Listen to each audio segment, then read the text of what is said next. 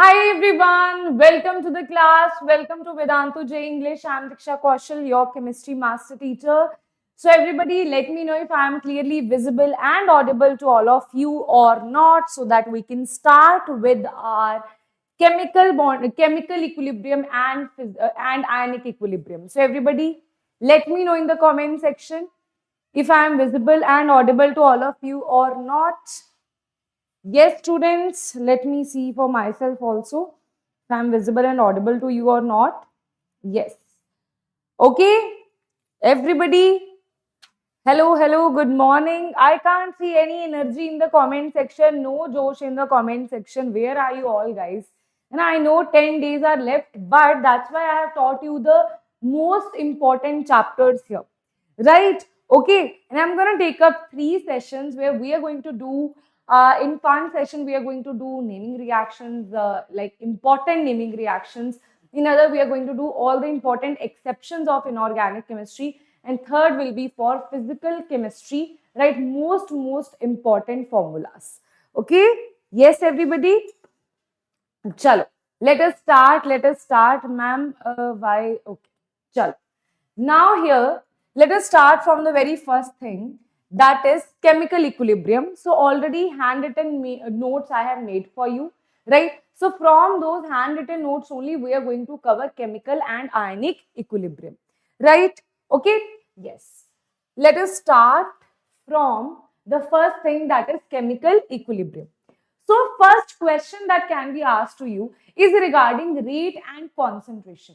So if you talk about the rate of any reaction will always be same and constant. That means rate of forward and rate of backward reaction, both are going to be same and constant. That means you can say that rate of forward, I'll just write it here, rate of forward will be equals to rate of backward reaction, right? You can't say rate of forward will be different, that will be different, no. But talking about the concentration here, but concentration may or may be same. For concentration, it's not required it will be same always. It may be same, it may not be same, but always it is going to be constant. It is always going to be constant. It may or it may not be same. Understood? Right? Got it? Now, ma'am, how do we use these two things? Right? That is the question. So, as you can see here, that this is the graph of concentration and time. Right?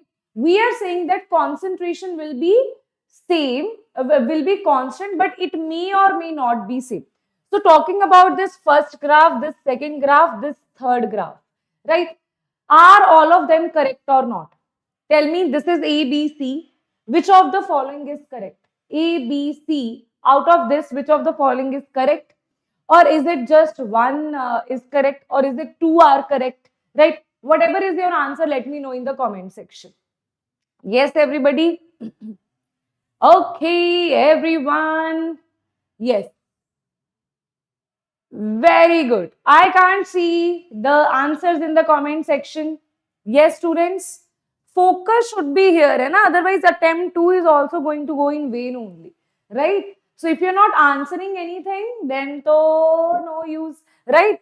So here it is going to be yes. All of them are correct. Very good. So E is also, it is constant, but it is not same. So we can say it is correct. It is constant but not same. It is correct. It is constant but same. That is also correct. Concentration should be constant. It may or may not be same. So that is totally dependent. If you talk about the second part, that is rate. Let's say this is A, this is B, and this is C. Tell me, out of this, which of the following is the correct graph? Which of the following is the correct graph here? Right? Which of the following is the correct graph? Here I am saying it should be same and constant. So here it is not same. It is just constant. So this is the wrong graph. Okay. Here it is constant but not same. So this is also wrong graph. Rate of forward and backward reaction should be both constant and same. That is why C is going to be the correct answer, where it is constant and it is also same. Right? Understood? Everybody, is that clear? Is that clear? Is that clear? Why C is only correct option? So from these two things, these graphs are important for you. Next is talking about the properties of equilibrium. Equilibrium is dynamic in nature. Rate of forward and backward reaction should be same. Dynamic means it's not like if nothing is happening in the beaker, you will say, ma'am, it is like, ma'am, nothing actually is happening inside the beaker. Inside the beaker, with the same amount, reactants are getting converted to product in the same rate. Products are getting converted to reactants. This is what we call rate of forward and rate of backward reactions are equal. So it is dynamic in nature. From any side it can proceed towards. Now catalyst alter the rate of approach, right, but does not change the state of equilibrium. They will, rate of approach means they will change the activation energy, they will do those things, but it will not change the state of equilibrium, that will stay as it is, right. Last one is at equilibrium Gibbs free energy is going to be 0. Next, beta, very important. This page is very important for you. That is law of mass section. So what we have to learn in law of mass section. Always remember that we are talking about the equilibrium constants. So usually you must have seen equilibrium constant in terms of concentration. This is in terms of pressure. This is in terms of mole fraction.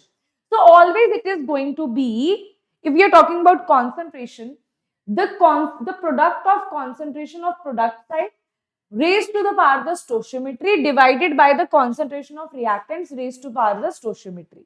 Similarly, for pressure, it is going to be the pressure of product side raised to power the stoichiometry divided by the pressure of reactant side raised to power the stoichiometry. Similarly, for Kx, that is mole fraction equilibrium constant, right? Here we will have the mole fraction of the product side raised to power the stoichiometry divided by the mole fraction of the reactant side raised to power the stoichiometry. Got it? So these are the three things. Now from here, two important things, that is the equation of Kp and Kc, very important. Kp, they will give you any reaction, right? You have to calculate the value of delta Ng. What is delta Ng? Everybody in the comment section, what do you mean by delta Ng? Delta Ng means number of moles of product, gaseous products, minus number of moles of gaseous reactants. Only gases we are considering here, right? So that is going to be the value of delta Ng. So they can give you the value of Kp, they can ask you the value of Kc, right? Similarly, they can give you any other thing. So Kp is equals to Kc RT raised to power delta Ng. Very important, very important. Next is Kp and Kx.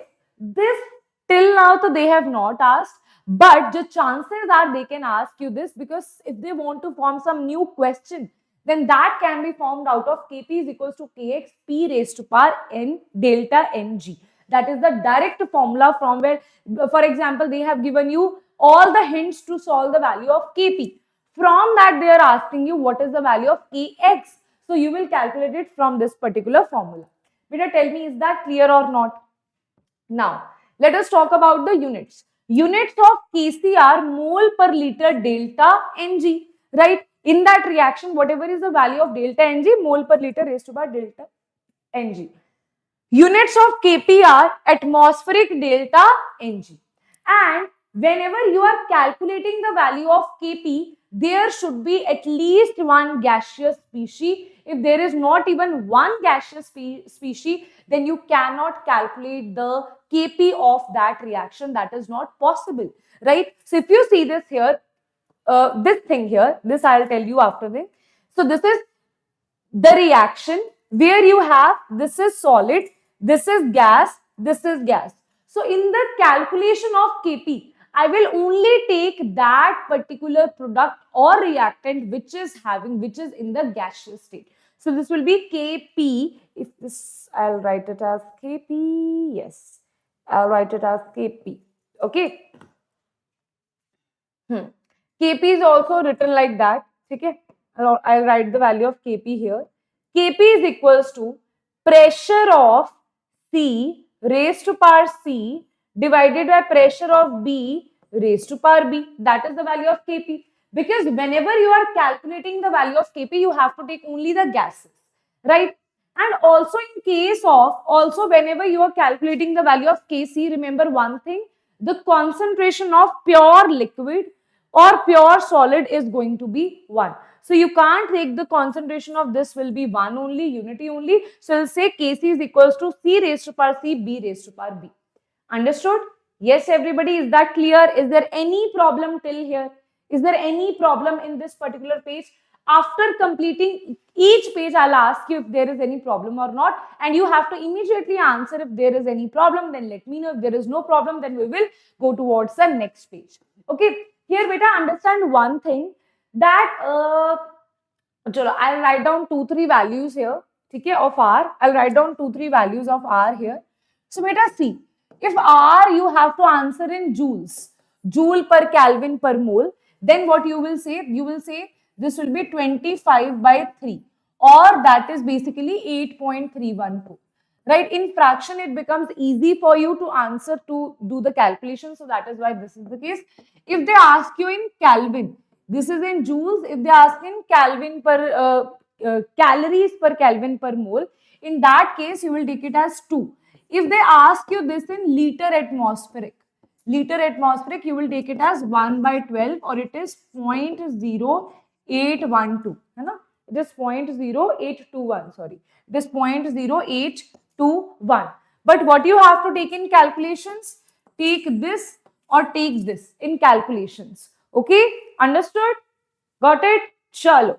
Next is factors on which K. Now this is also a very, very important concept, right? Very easy concept, right? So here what you have to understand, I'll give you one examples here. Right, side by side, I'm going to give you examples. See, if you have, let's say the reaction is A to B. If I am saying I'm going to reverse this reaction, for this, let's say it is K1.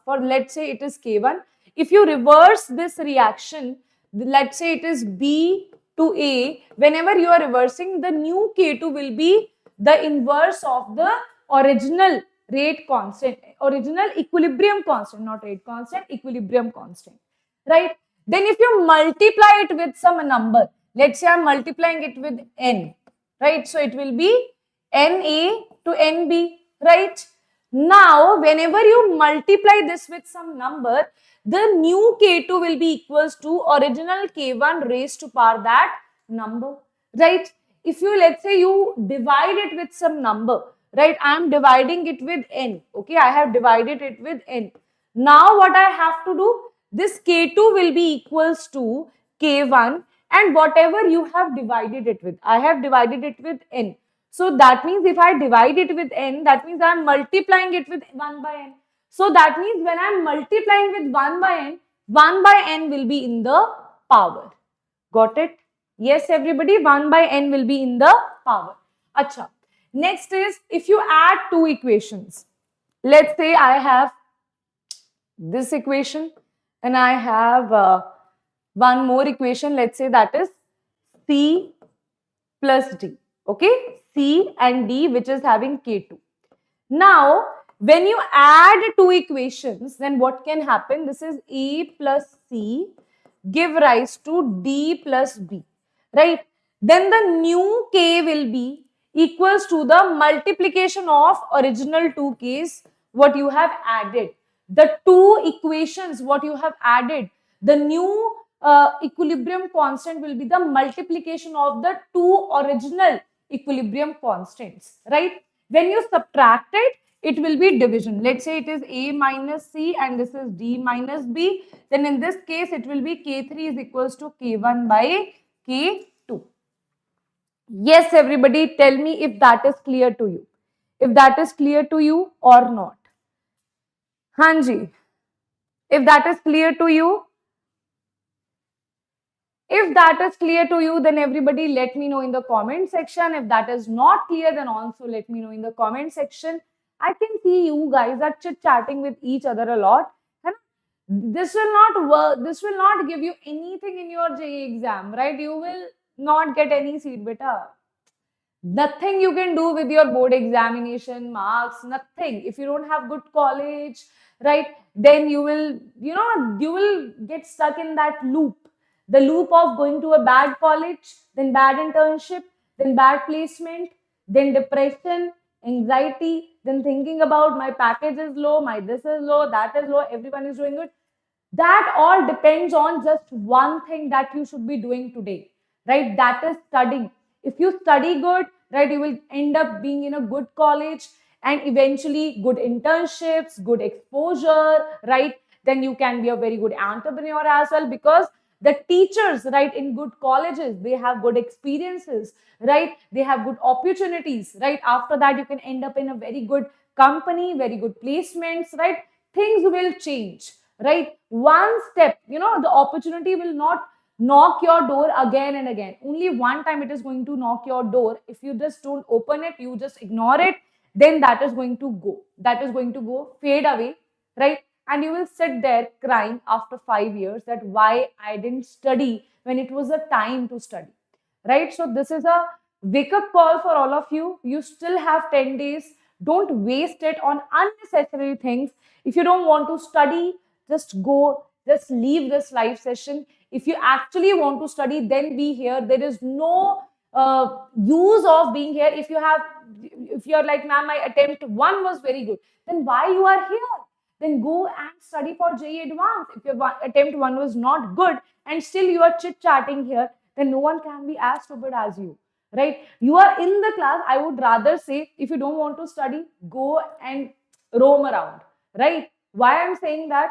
You are in the class, you are not even enjoying, but you are studying, but still you are not studying because you are not focused. So either do things 100% or just don't do it. That is my mantra, and you should also follow that, right? Okay, chalo.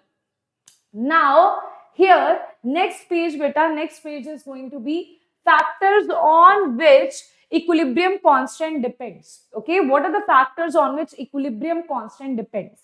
Now, this formula is very important. Beta, this formula is very important. That is log K2 by K1. You have two equilibrium constants, you have two temperatures, and the comparison with delta H. Log K2 by K1 is equals to delta H 2.303 R T2 minus T1 divided by T1 into T2. That is going to be a full-fledged formula, right? Now here, as you can see, if I am saying that it is exothermic means delta H will be negative, right? If delta H is negative, T2 is always greater than T1. That means this whole thing will be positive. That means this thing is going to be negative. If log of anything is negative, log of which thing is negative? If that thing, that is K2 by K1, is less than 1. Okay? What is that thing which log is negative? Log of less than 1. That means if you have some value which is less than 1, log of that value is going to be negative, right? Okay, so here it is going to be K2 by K1 should be less than 1. That is going to be K2 should be less than K1. But if you consider it here, we know that T2 is greater than T1. T2 is greater than T1. That means as the temperature is increasing, K2 is decreasing. That is why for an exothermic reaction, this we will use also in equilibrium. That not in equilibrium, we will also use this in thermodynamics as well. That if your temperature increases, right, equilibrium constant will decrease, right? Okay, here you have endothermic. So if I talk about endothermic, that means delta H is going to be positive here, right? If delta H is positive here, then what you have to do, right? This is positive, this whole value is also positive. Positive means this whole equation will turn out to be positive. If this whole equation is turning out to be positive, then very simple way, log of that thing is positive, which itself is positive, which itself is greater than 0. So answer is going to be K2 divided by K1 will be greater than 1. That is K2 is greater than K1. If you say K2 is greater than K1 and we know that T2 is greater than T1, in this case, as you increase the temperature, equilibrium constant is also increasing. That means temperature and equilibrium constant are directly proportional to each other, right? Okay, okay. Beta, yes, these are enough. These are enough. Beta, that I'll do. Don't worry. Attempt. You're the best teacher. Thank you so much, Aditya. Thank you. Acha. Is that clear to everybody? How endo and exothermic reaction directly inversely in the end? What you have to remember for the exam? Remember this particular formula, and remember that for exothermic reaction, temperature and equilibrium constant are inversely proportional. For endothermic, they are directly proportional. I have also given you the reason behind that. Okay. Next. Next is applications of equilibrium constants. So, first application is it will tell you the extent of reaction. Let's say your equilibrium constant is greater than 10 raised to power. This should be opposite, right? It should be less. Okay. It should be greater. I'll just erase this here. I'll just rewrite it. Okay. Chalo ji. Okay, let us rewrite it. This should be greater. This should be less. Okay. If you say that your equilibrium constant is greater than 10 raised to power 3, then that means it is a very, very fast reaction. Okay. If you say that equilibrium constant is less than 10 raised to power minus 3, it means less than 0.001, that we can say that it is a very, very slow reaction. Okay. If it is between 10 raised to power minus 3 to 10 raised to power 3, then we can say it is a moderate reaction. Okay. This will tell you basically the extent of the reaction. In this case, you will see mostly the products. In this case, you will see mostly the reactants. Okay. Now, next is very important, that is QC. Now, beta, QC is nothing but it is called reaction quotient. The formula is same as equilibrium constant, that is product raised to power the stoichiometry divided by reactants raised to power the stoichiometry. The reaction quotient, the formula is same, but the difference is whenever we talk about reaction quotient, we are talking about that particular point where we have not achieved the equilibrium. Once we have achieved the equilibrium, we will say at this point, what I am going to say, when I say that I have achieved the equilibrium, at that point, reaction quotient will be equals to the equilibrium constant, right? So, now what they can ask you, when QC is greater, QC is less than KC, is this backward forward reaction?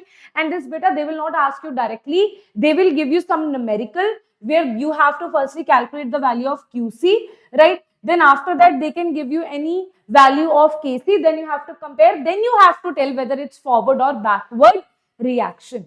Okay? Yes. Okay. Hanji. Now, yes, I'll definitely provide you the notes. Don't worry about that. Okay. Now here, acha, listen to this. You have QC. QC means reaction quotient. Remember it this way, what I'm teaching you, right? This is your KC. This is QC. Always remember QC has to match KC. Okay? But KC will not leave its position. KC will be as it is. QC has to move to be equal to KC. Right? If I am saying that QC is greater, this is KC, this is QC. QC is greater than KC, this is the situation. Now I have to make them equal. It is going backward, backward, backward, backward, backward, only then they are coming equal to each other. So that means it is a backward reaction. When QC, KC are equal, that is equilibrium. When QC is less than KC, this is KC, this is QC, right? So now I am saying that this QC has to come forward, forward, forward, forward, forward to become equals to KC. That is a forward reaction. Simple, right? Simple. That is QC and KC relationship. Beta, don't worry. I'm going to take up class on organic chemistry. Don't worry about that. Please focus here. Okay? Please focus here. I'm going to take up the lecture. Okay? Yes. Now, degree of dissociation. Beta, now we are going to do some very, very, very important things for your equilibrium chapter questions for JEE means. Right? Now I'm going to teach you some very important trick for your numericals of simple numeric, not even simple. Sometimes they ask, have you seen in attempt 1, they have asked you questions on chemical equilibrium based on Kp and Kc. How many of you noticed it? They have asked simple questions based on KP and KC calculations. So for that, you need to understand the concept that I am teaching you now, right? Okay, everything that I am teaching you is based on the attempt one, what they have asked you. Level will be slightly higher. According to that, I'll teach you, right? Now listen to this here. Firstly, you have to know what is the degree of dissociation. Degree of dissociation is number of moles dissociated divided by the initial moles, right? Just remember this formula, number of moles dissociated divided by the initial moles. Now, this initial moles will be given in the question, or you take the stoichiometry or take it unity. Ma'am, we didn't understood anything what you said. Ma'am, please give us example. So I'll give you now example for that, what exactly I am saying. Okay. Okay. Now, this is the equation. So I'll take the example here only. Let's say you have one example. Let's say you have, this is A to B plus, this is let's say 3B, this is 2A, this is 4C. Okay, this is your question. Now, I'm giving you 3 ways to answer this. Okay. First is, initial moles are given to you. Let's say they have given you, you have 5 initial moles. Okay. If initial moles are given in the question, then how you will solve it? Beta, please see this question. Okay. Please see this question. Okay. So, if initial moles are given to you, okay, I'm going to give you everything that they can tell you in the question. Let's say only initial moles are given to you. They have not given you anything about the product. They have given you the reaction. Then you will take it as 0. This will also be 0. But I'm gonna teach it only one time, right? It's not like first time I'm asking you, is this clear? Then you are like, ma'am, yes. Then after 10 minutes, you are asking me again, right? So you have to focus here. Initial moles are 5.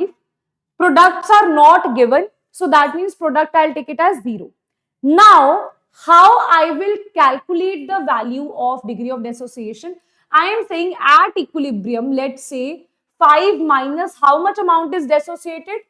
Stoichiometry multiplied by x. X is the amount, some amount here. We'll always consider x only. Stoichiometry multiplied by x, 4 multiplied by x. Understood? To calculate the value of x, some hint will be given to you in the question. Let's say in the question they say that 50% of reactant is dissociated. Okay? From that you can say if initially it is 5, that means 2.5 is dissociated, right? That means 2x will be equals to 5 by 2. Understood? Better, did you got this point? Hint will be given to you regarding how much amount is dissociated. Okay? That, or they can also say 3B formed is, let's say they are saying that 3B formed, the product formed, 3B formed is equals to the reactant. That means 5 only. Right? So these kind of hints will be given to you in the question only. Right? Now, this is going to be my answer, right? That will be 5 minus 2x. What is the value of degree of dissociation? That is alpha. It is, if you talk about degree of dissociation of A, that is number of moles dissociated. Number of moles dissociated are 2x divided by initial moles that are 5. So that is going to be the degree of dissociation.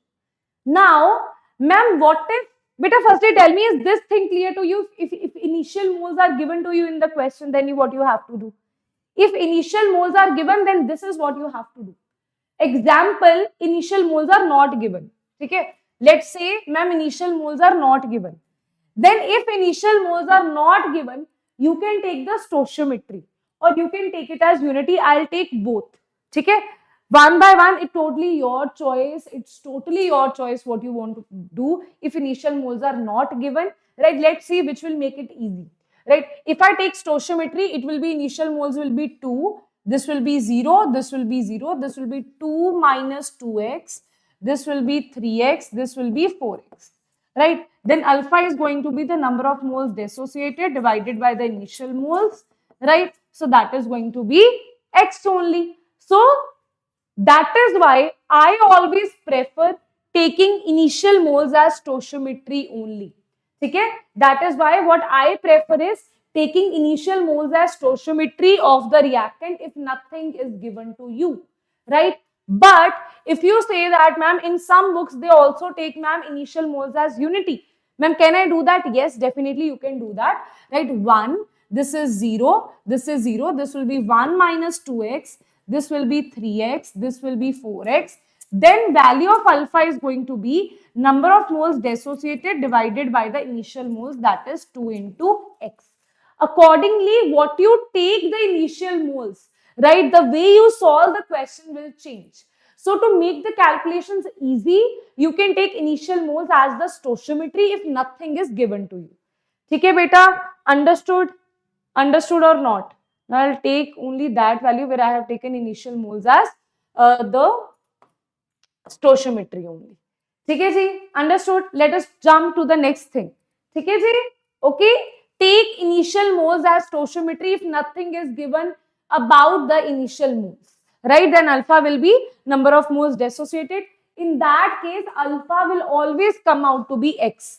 That is why in some books, what you will see, in the books directly it is written that in books what you will see here directly they have written alpha. They have not written x here, directly they have written alpha. Why? Because alpha and x will always be equal if you take initial moles as the stoichiometry. Okay? Understood? That is why you can also take it as 2 minus 2 alpha. This will be 3 alpha. This will be 4 alpha. Got it? No problem. Right. Now, next is KC calculations. Next, KC and KP calculations is very interesting because directly the question, not only in first shift, I think almost in 3 shifts around, they have asked the question regarding KP. In 1 shift, they have asked question regarding KC. Okay? Now, let us talk about this, what you have to do. Once you know that how to calculate the number of moles, this is nothing but this, what we have calculated here are moles only. Okay, this is moles only.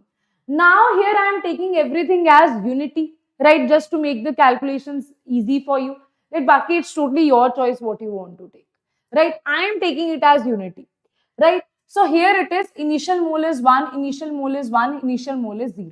You will take initial mole minus x, initial moles minus 2x, this will be 3x. 3x is formed here. Right, now these are the moles. Now tell me, whenever we are talking about concentration Kc, we know that Kc is equals to, according to this reaction, it will be the concentration of C raised to power 3 divided by concentration of A raised to power 1 multiplied by concentration of B raised to power 2. Isn't it? This is going to be the answer, right? Now the concentration is nothing but molarity, right? What is molarity? Anybody in the comment section? Molarity is number of moles divided by volume of solution in liters, right? So this is number of moles. If you divide it by the volume, this volume will also given to you in the question only, that this is the volume of the vessel, of the beaker, right? That will be given to you in the question, right? So you divide it with the volume, this will be nothing but molarity only. Then you just have to put this value. Kc is nothing 3x by V, you put this here. A is nothing but it is 1 minus x by V. This is nothing but 1 minus 2x by V. You put all the values, you will get your answer. Is that clear or not? Beta, tell me, is that clear or not? Right?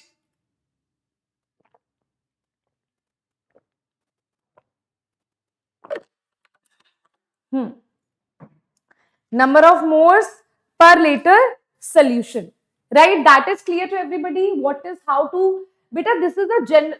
If I give you the numerical, and every numerical you feel is different, right? That is why I am saying that use this particular concept, right? You will see that in the questions what will be different, how to find the value of x, right? That hint will be given to you in the question only, right? This is the volume that will also be given to you in the question only, right? Okay. Yes, students. Now let us see how to calculate the value of Kp, right? How to calculate the value of Kp. Now Kp is nothing. The partial pressure is equals to mole fraction multiplied by the pressure of the vessel. Mole fraction multiplied by the pressure of the vessel. That is why whenever we are going to talk about we want to have Kp, then what you have to do? Okay?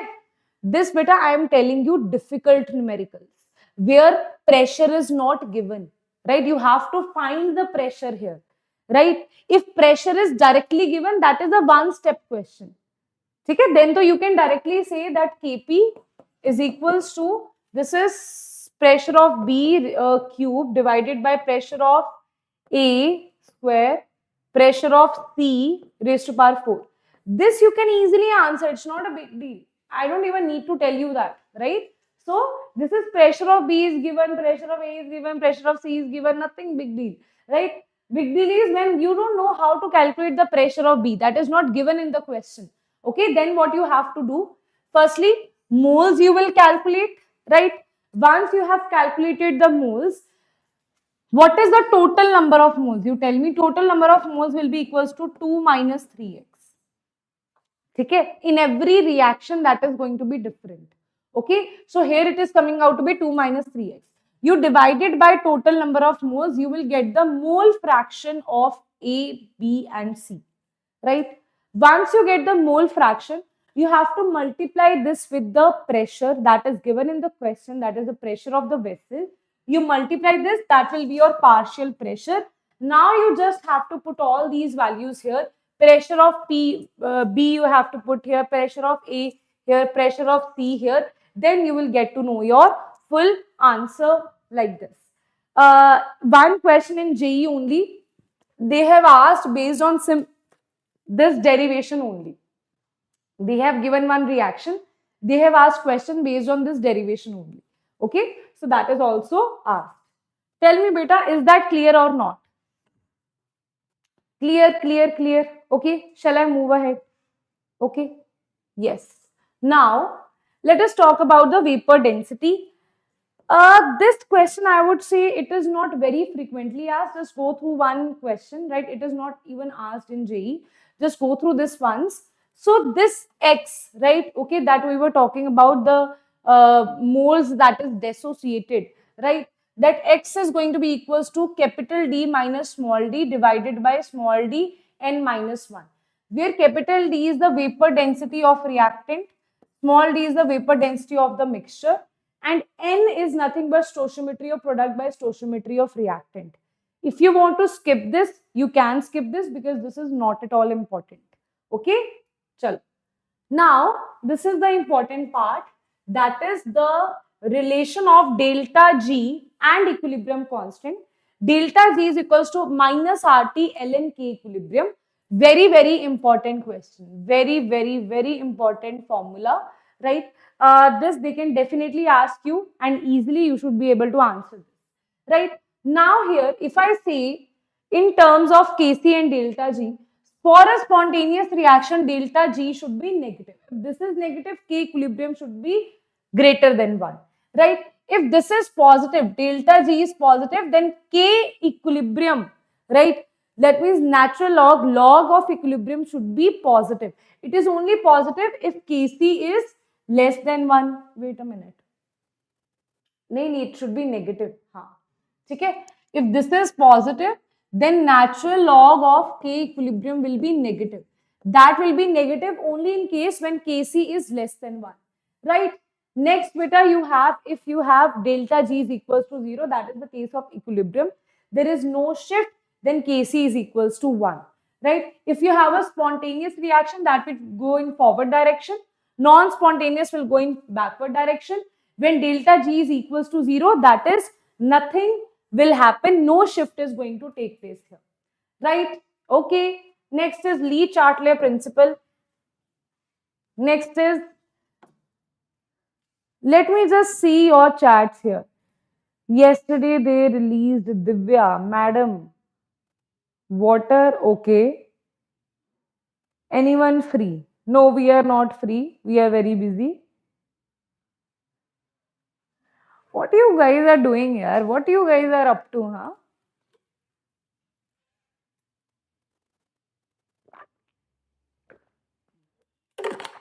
Chalo. Okay.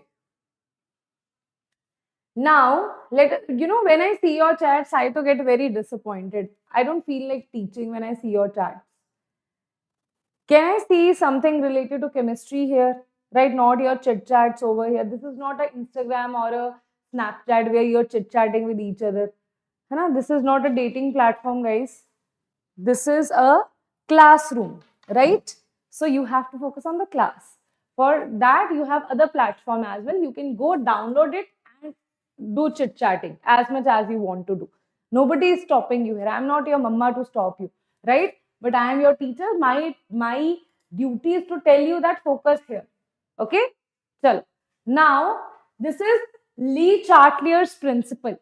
Now, from here also the questions are asked, very important. Lee Chatelier principle, basically, what you have to do after Lee Chatelier, we are going to do some questions of chemical equilibrium. So, Lee Chatelier principle is basically, first thing is they ask you mostly based on pressure and based on temperature, right? Based on pressure and temperature, they ask you, right? Talking about the concentration here, opposite to the, see, always Lee Chatelier, whatever you do, it's like a stubborn child who is going to behave opposite of whatever you do, right? So if you're saying go right, the child will go on the left direction. So this is like Lee Chatelier principle.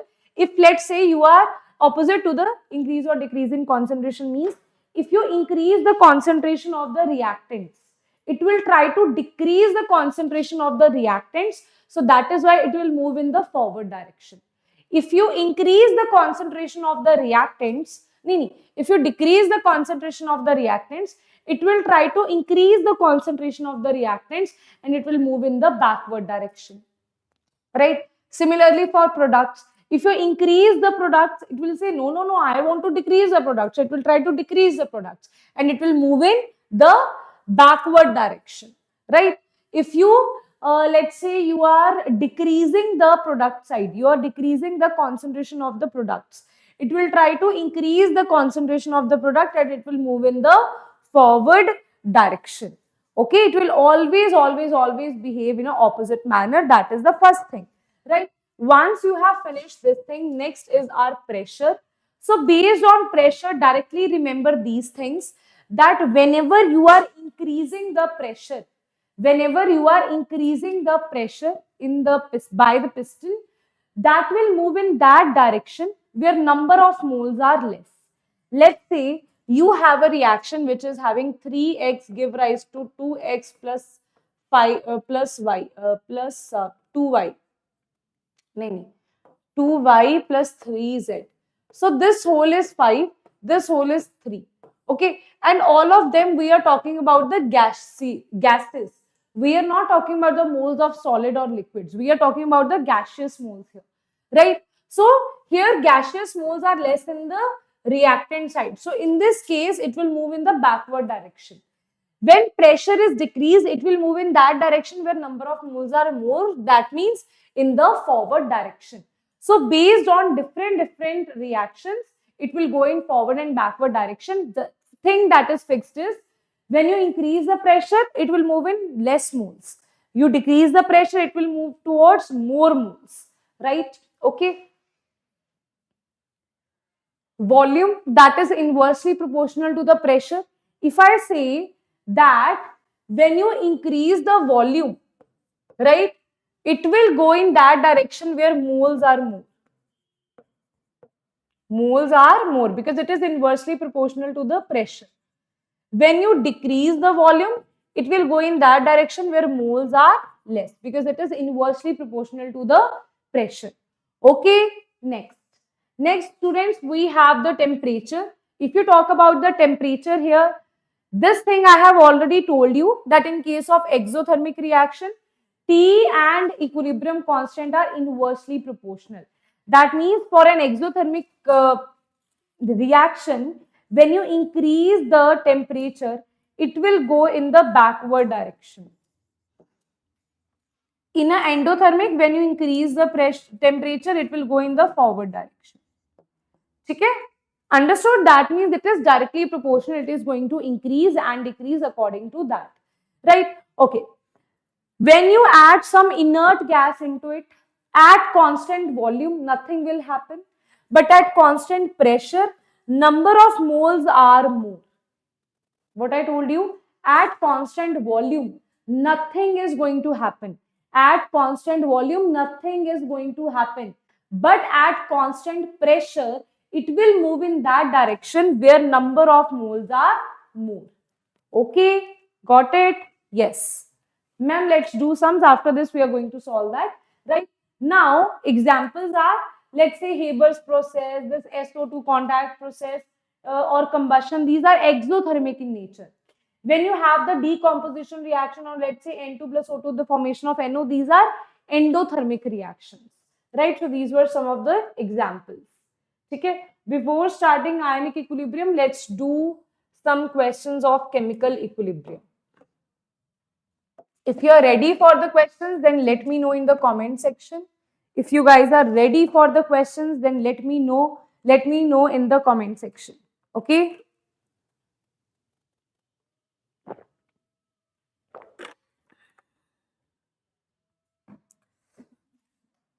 Okay? Chalo. The best way to block the spammers is fill your chats with the answers. That is the best way. Okay? Yes. Acha, let me see how many likes till now we have got, or you are just chit-chatting with each other. Acha, 64 only. Do these kind of notes deserve 64 likes? Huh? They deserve more. Hai? It's not about me, it's about the notes that I am providing you. Right? They deserve more and more. Right? Okay? Chal. Now let us see chemical equilibrium. Chemical equilibrium. For chemical equilibrium, what are the questions? So first question on your screen is the equilibrium constant for the reaction. They are saying the equilibrium constant for the reaction is given to you. Right? Kc is given to you. The value of Kc for the reaction given below is this. Okay. So this is based on which reaction, guys?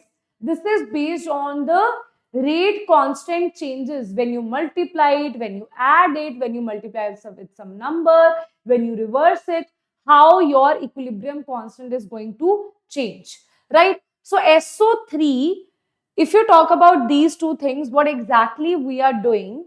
We are multiplying it by 2, right? If let's say this is K1, this will become K1 divided raised to power 2, and then we are inversing it. This is getting inverse. So this new K dash is equals to 1 by K1 raised to power 2. Why? Because firstly, we are inversing the reaction. We are reversing the reaction, then we are multiplying it by 2. So answer will be K dash will be 1 by K1 raised to power 2. Right? What is 1 by K1? K1 is nothing but it is 4.9 into 10 raised to power minus 2 raised to power 2. Then you have to solve it and you will get your answer. As I can see, the answer is D. Okay, very nice. The answer is coming out to be D only, 416.49. So answer is D. So answer is going to be D is the correct answer. Got it? Chalo. Next question guys on your screen is the following reaction occurs in the blast furnace. Okay, the next question, let us see. Very good, 416, very good. Good to know that the chats are filled with now answers rather than the chit-chattings. Good to know. The following reaction occurs in the blast furnace. So you have a blast furnace where this reaction is happening. Using Lee-Chatelier principle, predict which of the following will not disturb the equilibrium. Okay. Let us see which will not disturb the equilibrium. So whenever you are adding, always remember this beta. I think I forgot to tell you that point when we were doing Lee-Chatelier principle. So let me just show you that. This point is very important. No effect of solid component. Whenever you are adding the concentration of solid, there is going to be no effect here, right? So answer is going to be what? The solid component will have no effect on the reaction. So answer is going to be C. Very good. That is addition of the solid component. That is this solid component will have no effect on the reaction. So answer is C is the correct answer. Very good, very good, very good, very good. NIT, Balaji, Gaming, Abhirami, Minhaj, very good. Next is at minus 20 degrees Celsius and one pressure, a cylinder is filled with equal number of H2, I2, HI molecules for the reaction. Okay. So what we are doing here, at minus 20 degrees Celsius, one pressure cylinder is filled with equal number of H2, I2 and HI molecules for this reaction. Kp for the process is this. Okay. Now, this is where you will use that thing that I told you, right? What I told you, let's say, I'll give you one hint here. This is H2 plus I2. This is HI. Okay. Okay. Total pressure is given to you, that is 1. Temperature is given to you. They are saying a cylinder is filled with equal number of this for the reaction this. So initially it is, if I am taking this as 1, this is also 1, this will also be 1. So equal number of moles you have initially, right? So here it is 1, 1 and 1. You take out 1 minus x, this is 1 minus x, this will be 1 plus 2x, right? Mole fraction is going to be, this is 1 minus x, 1 minus x, 1 plus 2x. So it will to delete. So total number of moles will be 3 here, right? So total number of moles will be 3 here, divided by 3, divided by 3, divided by 3, multiplied by the total pressure that is given to be 1. Okay, multiplied by the total pressure that is given to be 1. Okay, the sentence will be equal number of this for the reaction. Kp for the process is this. Find the value of x here. You have to find the value of x here. So you have to just calculate the value of Kp here, right? Okay. Number of molecules same, then number of moles are also same. So this is what I told you, right? Achha, they have find it according to the value of Kp. This also you can do. This also you can do.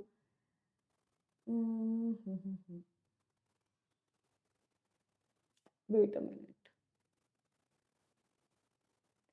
You don't have to solve it like this.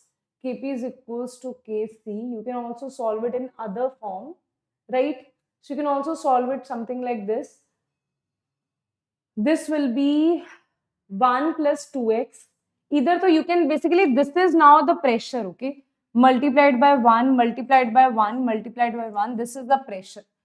Kp value, if you talk about, that is going to be equals to, this is Hi, pressure of Hi, pressure of Hi square, pressure of H2, pressure of I2, right?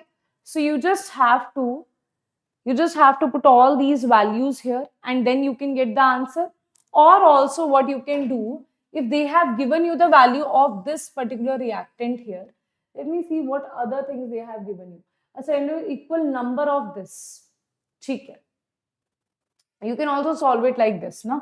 You can also solve it like this.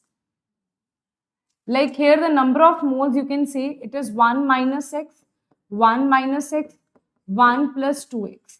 Okay. Wait a minute. Equal number of moles. A cylinder is filled with equal number of moles for the reaction. At this and this, a cylinder is filled, the Kp for the process. Acha, I think I got the question wrong only. Because in that way, you won't be able to solve. If you do this thing, there is no hint for x. That means they have not given you this thing. Instead, they are saying that at equilibrium, it is same. At equilibrium, the moles are same. If I am saying this is N, this is also N, this is also N, right? So here you can solve it in two ways, right? You can solve it Kp equals to pressure of Hi, right, divided by pressure of H2, pressure of I2 square, right? You can put these values. In this case, you will have to solve it by, this is 3n, this is 3n, this is divided by 3n multiplied by this volume. You can solve it this way, or what you can do, you can solve it in the way of the Kp and Kc. So Kp is equals to Kc, this is equals to, Kp is equals to Kc delta Ng. So answer will be Kp is equals to Kc RT raised to power delta Ng. If you talk about delta Ng, that is going to be 0. So this is 2 minus 2, that is going to be 0. So this will be Kp is equals to Kc, because in this form it will be easy for you to solve this. Otherwise it will go lengthy. Okay? So in this case, why it is changing? I don't know why the page is changing again and again. Right? Now here we are saying that number of moles are same. This is N, this is N, this is N. Right? So this will come out to be N. Number of moles of these are going to be same. Right? For molarity divided by the volume. Okay? So now what you have to do, Kc or Kp is going to be equals to N by V raised to square divided by N by V. This is N by V. It will cancel out. So Kp is going to be 1 here. Right? Okay? Understood? Same way, if you want to solve it directly, you are like, ma'am, I don't want to go through all these things. I want to solve it directly. Then what you can do here, wait a minute, let me just solve that for you. If you want to solve it directly, then what you can do, number of moles at equilibrium are given to you, right? So what you can do here, if you want to solve it directly in the form of Kp only, so you can say that this is N, this is N, this is N. Total number of moles are 3n, this is 3n, this is 3n. Multiplied by pressure is nothing but 1. So you can say capital P, capital P, capital P. Right? In this case also, everything will be cancelled out. So this will be Kp is equals to pressure of Hi square divided by pressure of H2 multiplied by pressure of I2. If you put this N by, or this simply be 1 by 3, or you can say P by 3 square. This is P by 3. This is also P by 3. This will cancel out. Answer will be 1. Okay? So you can answer it either ways. You can answer it like this. You can answer it like this. It's totally your choice. Okay? This will be easy. This will also be easy. It's not also very tough. One thing I made mistake here. I thought that they are talking about initial moles, but they were talking about at this pressure a cylindrical is filled with equal number of this at equilibrium only they were talking about, right? If this would have been not at equilibrium, then they should have given some more things regarding the hint for X, right? Because that is not given. That means they are talking about at equilibrium only. Okay? Okay. Chalo. Next is, this answer is going to be B, that is 10 into 10 raised to power minus 1, that is 1. Okay. Next question here is the ratio of Kp Kc for the reaction. Okay. So now they are asking you the ratio of Kp and Kc for this reaction. Again, it's a very simple question. I think you easily can answer this, right? You easily can answer this, beta. This is Kp is equals to Kc. What is the delta Ng value here? Just calculate the value of delta Ng. Gas, and this is also gas. So it is 1 minus half minus 1. So what is the value of delta Ng? That is minus half. Okay? So what will be the answer? Everybody, very good. So answer is going to be B is the correct answer. That is Kp is equals to Kc. This is RT minus 1 by 2. That is nothing but Kc divided by under root RT. Okay. So answer is going to be B is the correct answer. Sorry, A is the correct answer. Right. Next question is, for the given hypothetical reaction, there is some hypothetical reaction that is given to you. The equilibrium constants are as follows. K1, K2, K3 equilibrium constants are given to you. They are saying from X to W, what is the answer? Okay? For X to W, what you have to do? For X to W, what you have to do? Firstly, though, you have to eliminate the Z value. ठीक है, X to W ना. Hypothetical reactions, these are, I think this should be Y. This should be Y. Okay, then so it's not possible. Okay, it should be Y.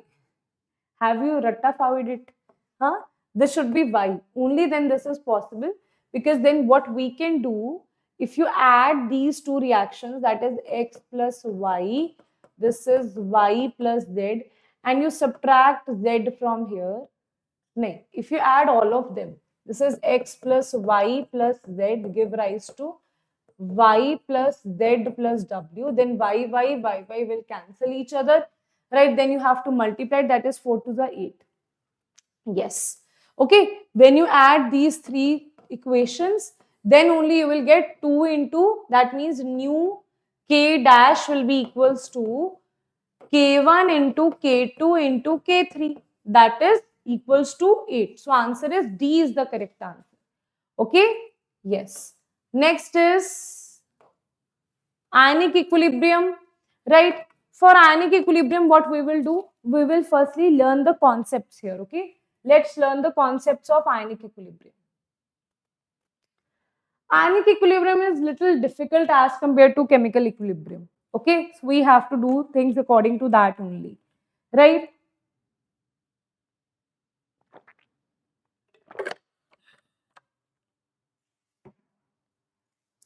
Okay, just give me a second.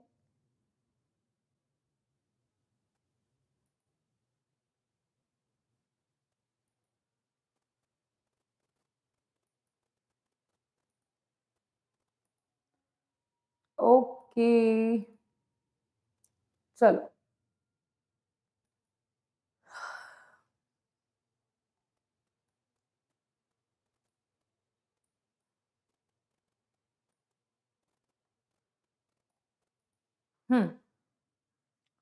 Let us see ionic equilibrium now.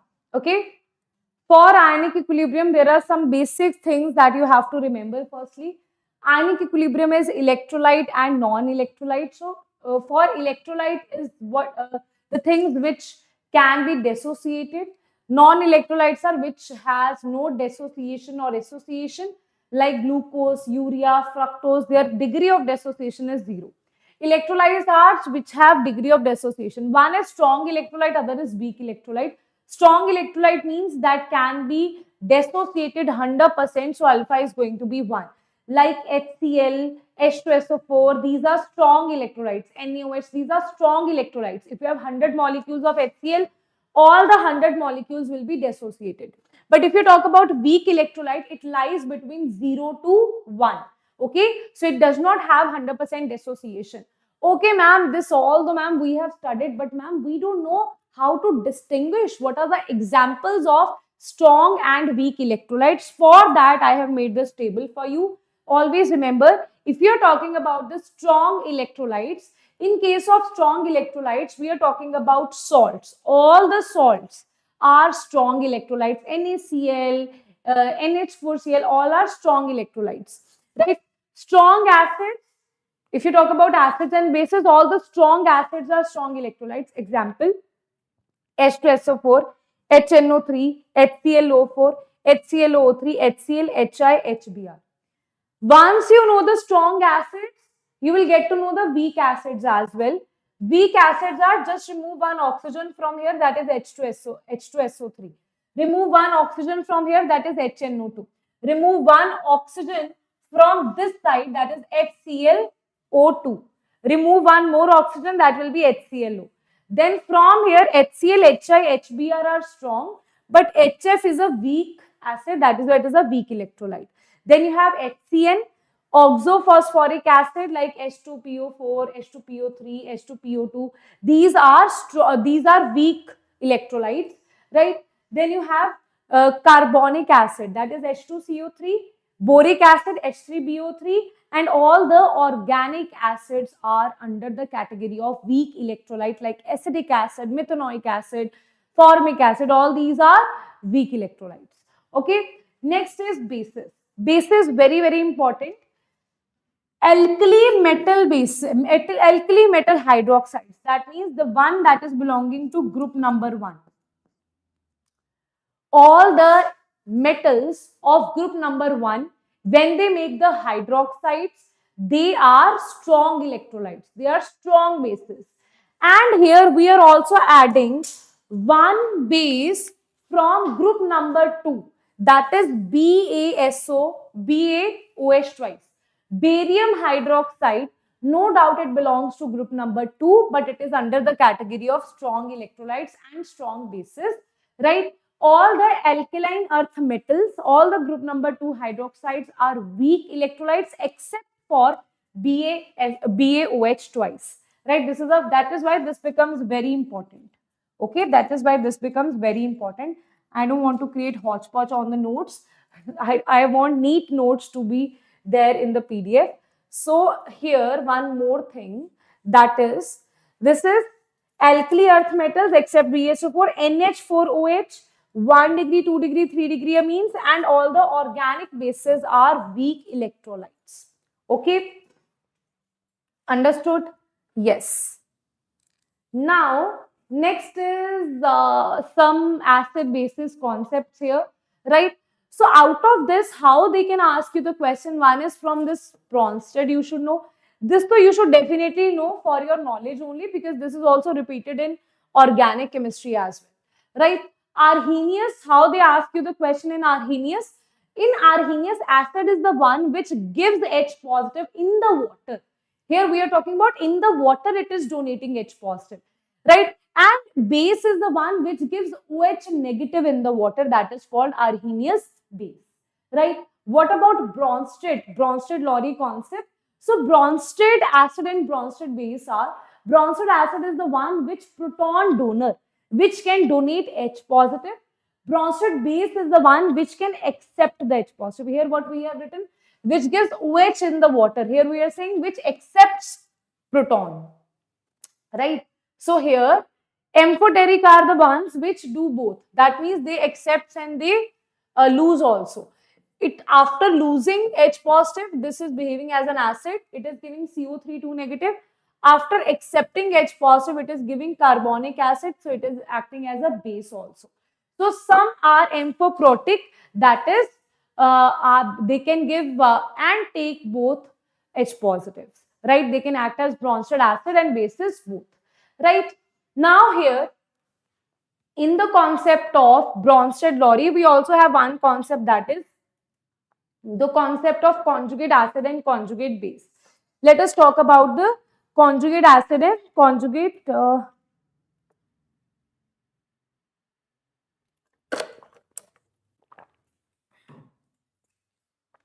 Acha. Let's say conjugate acid and conjugate bases.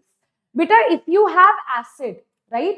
If you have acid, hanji, acid is the one which is donating H positive. After donating H positive, the species that you will get is a conjugate base.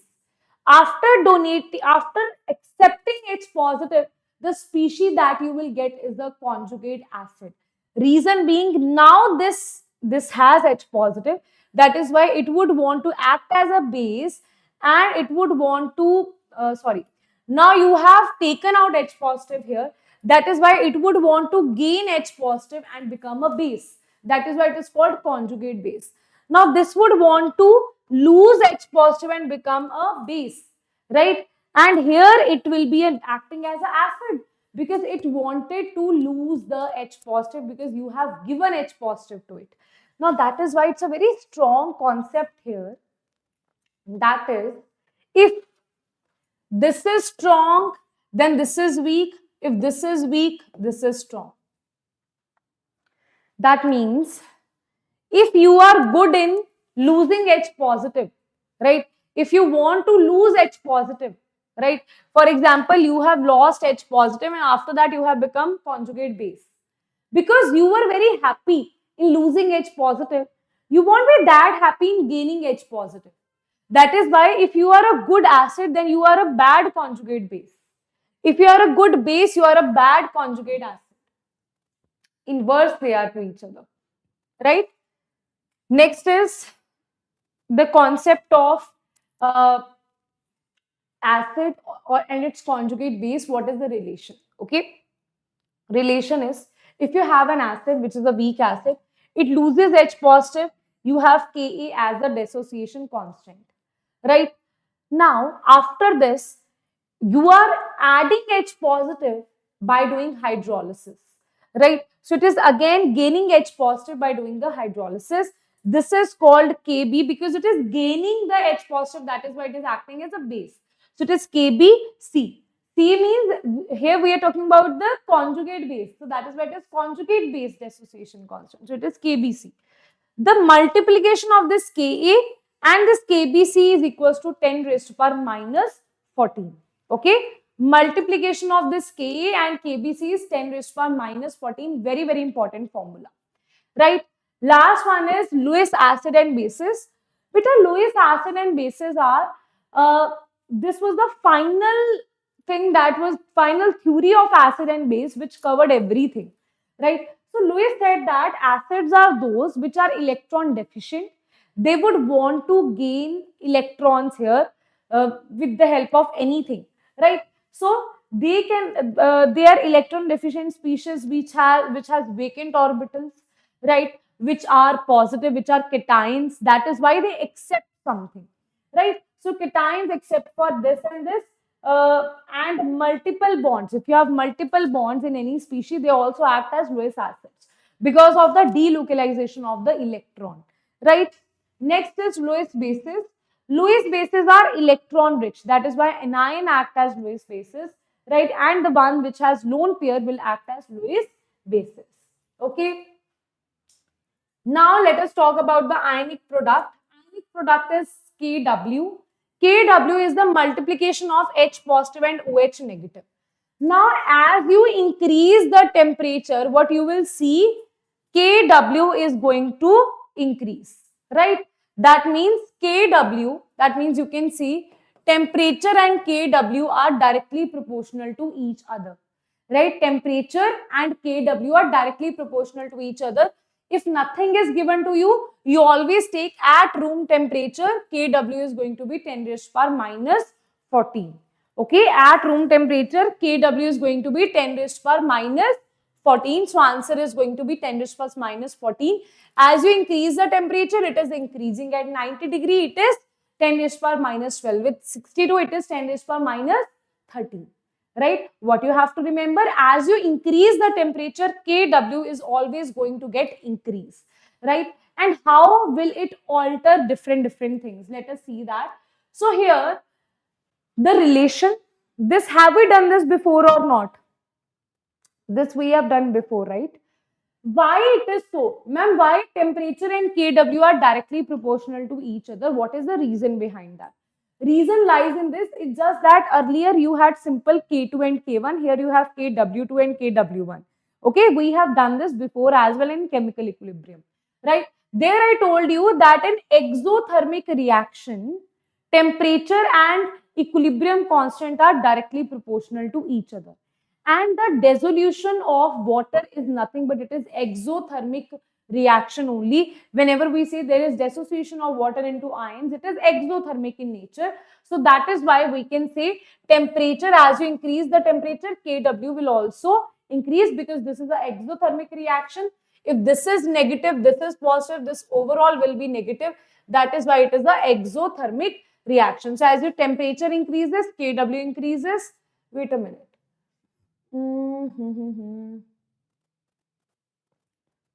This is negative, this is positive, right? Wait a minute.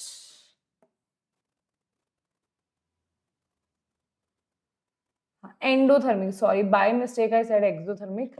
Endothermic, beta, this is endothermic reaction. है ना? Energy is required to dissociate the ions. Okay? So it is endothermic reaction. So in an endothermic reaction, this will be positive. This will be positive. That is why Kw2 is greater than Kw1 when temperature is greater. Okay, so as you increase the temperature, rate constant always increases. Right? Now, what is P? P means P of anything. Okay? P of JEE means is equals to minus log of JEE means. Okay? P of anything is equals to minus log base 10 of that anything. Okay? And also one more thing. I'll just write it here. If you have P of anything, you want to calculate the value of that anything. Anything will be equals to, let's say I'm not going to write anything here. I'm going to write X here. So if you say P of X is equals to minus log of X. Okay? This has some value Y. Then you can say X is equals to 10 raised to power minus Y. What I said, if you're confused with this thing, let's say I'm saying pH is equals to 14, then H concentration will be equals to 10 raised to power minus 40. If I am saying that POH is equals to 7, then OH negative concentration is going to be 10 raised to power minus 7. These are some important points that will be useful when you are solving the numericals. Doing the theory part of ionic equilibrium will not give you any marks. Okay? Understood? Okay? So, P of anything, if the value is given to you, that anything will be equal to 10 raised to power minus of that value. Okay? 10 raised to power minus of that value. So, I'm just going to write it here. P of, let's say, P of X, you are saying, P of X is equals to Y, then X will be equals to 10 raised to power minus Y. It's a very, very, very important thing for your numerical point of view. Right? Okay. Now, P of anything is equals to minus log of that anything. If you say pH is equals to minus log H, POH is equals to minus log of OH negative concentration, pKW is equals to minus log of KW, pKa is equals to minus log of Ka, pKb is equals to minus log of pKb, right? Minus log of Kb, right? So this is going to be like that. Now, here we can see that if P of anything, let's say P of H is equals to minus log of H positive, that means H positive concentration and pH are inversely proportional to each other. OH negative and POH are inversely proportional to each other, because these are the formulas that you will get here. Always remember, pH and POH is always at 25 degree. At 25 degrees Celsius, it is going to be 40. Because H positive and OH negative concentration at 25 degrees equals to 10 raised to power minus 14. So pH plus POH is going to be 14. Always at 25 degrees Celsius temperature, which is usual temperature. If nothing is given, you will take 25 degrees Celsius only. Right? Okay. Now let us talk about very, very important part, that is the pH values, from where the question will be asked regarding the pH. Okay. Yes.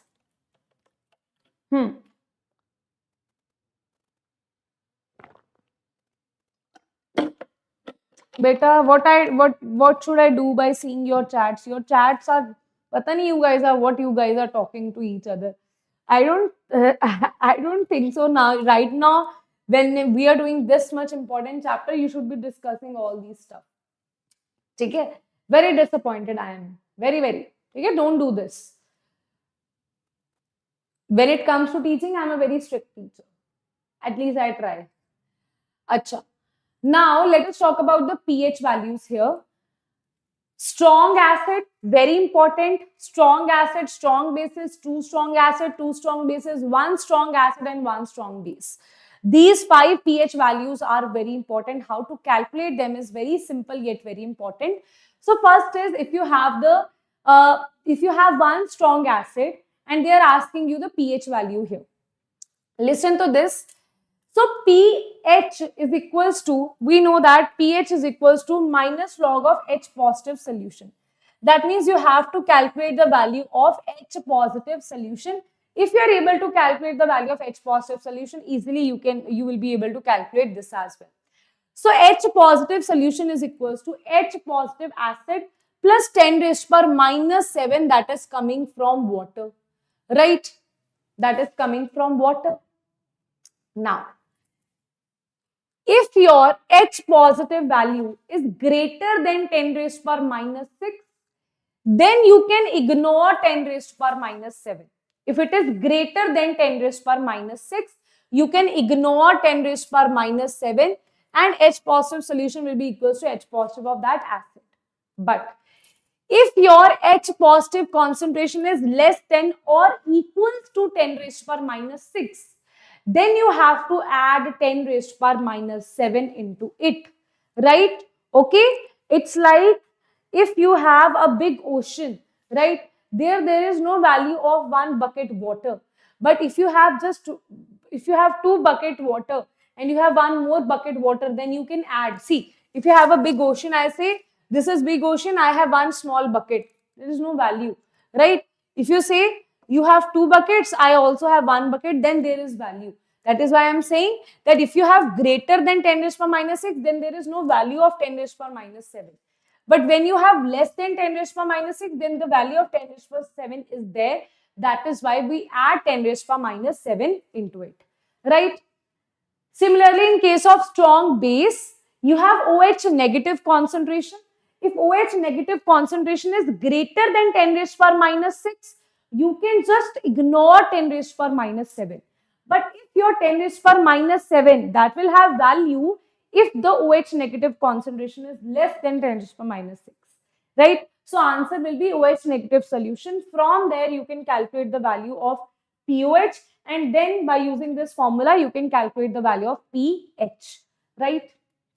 Now, if you have two strong acids, for two strong acids, what we will do? For two strong acids, what we are going to do here? NM1V1 plus MM2V2. What is, ma'am? N is the N factor, M is the N factor, right? For the first base, for the second base, right? For the two acids, what is the, let's say HCl has N factor 1, H2SO, SO4 has N factor 2. So this is the N factor. That means simply N1V1 plus N2V2 divided by V1 plus V2. That will give you H positive solution. You can calculate the value of pH by using this formula, right? If you have POH, if you have two strong bases, use the same formula N1V1 plus N2V2 divided by V1 plus V2. Calculate the value of OH negative solution. From there, put it in this value, you will get POH. Put it in this formula, you will get the value of pH, right? Very, very important is the formula for strong acids and strong bases. If you have strong acids and strong bases, then what you have to do, right? If you have strong acids and strong bases, then what you have to do? Let us see this here. See, in this case, because H positive and OH negative are going to neutralize each other, that is why we will subtract it. We will just take the mod. The bigger value will subtract the smaller value. So basically, you have to take the mod here, right? The mod of which thing you will take here? N1V1 minus N2V2, just write it.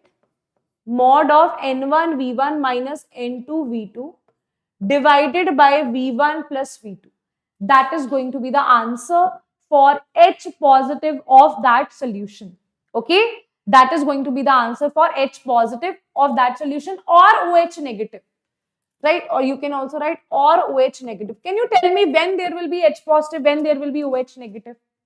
See, if the concentration, that means N1V1, let's say if the value of N and V multiplication of acid is greater, then you are calculating H positive value. If the value of N into V, that means normality into volume, the value of base is greater, then you are calculating the value of OH negative. Okay? It depends. The one which is greater, the multiplication of N and V, that is the number of moles of which is going to be greater, that is going to be your value for the OH negative or H positive. Right? Okay? Understood? Now let us see for weak acids what you have to do. Here for weak acids, now I'll just tell you why we have written it like this. So this is CH3, COOH. We know that it is going to get dissociated into CH3, COO negative plus H positive. Right? Now here what you will see, if this is C, this is 0, this is 0, this is C minus C alpha, this is alpha, this is C alpha, this is C alpha. So Ka will be equals to C square alpha square, C1 minus alpha, this will cancel out, this will be C alpha square, 1 minus alpha. Alpha value is very small as compared to 1, so answer is going to be C alpha square. From there we got this formula, Ka is equals to C alpha square. This is for monoprotic acid and you will be given only monoprotic acid, don't worry about that. Okay, monoprotic acid, Ka is equals to C alpha square, right? If you talk about the H positive concentration, that is nothing but that is C alpha here. So put C alpha, right? Now, if you want to calculate the value of C alpha from here, that will be equals to, if you calculate the value of C alpha from here, that will be equals to under root C Ka, right? Now, if you solve this value, you take the ratio of two things, or when you solve this particular thing, you will get a very, very important formula, right? Usually, from where they ask you the question, from this pH value, pH is equals to 1 by 2 pKa minus log C. Okay? How you solve this? You take the log, derive this, but derivation you don't have to learn for your objective exam. So just remember this, beta, this they have asked in attempt 1. Okay? They have asked these questions related to pH in attempt 1. They will definitely ask you these questions in attempt 2 as well. Right? So this is your first formula of pH. Right? These are not formulas. These are the simple H positive value I am telling you. Then you have to solve it. This is the formula of pH. That is half into pKa minus log C. Right? The value of pH for weak acids. Right? Now we have to see pH values for buffer solutions and pH value for salt hydrolysis from where the questions are asked. Okay.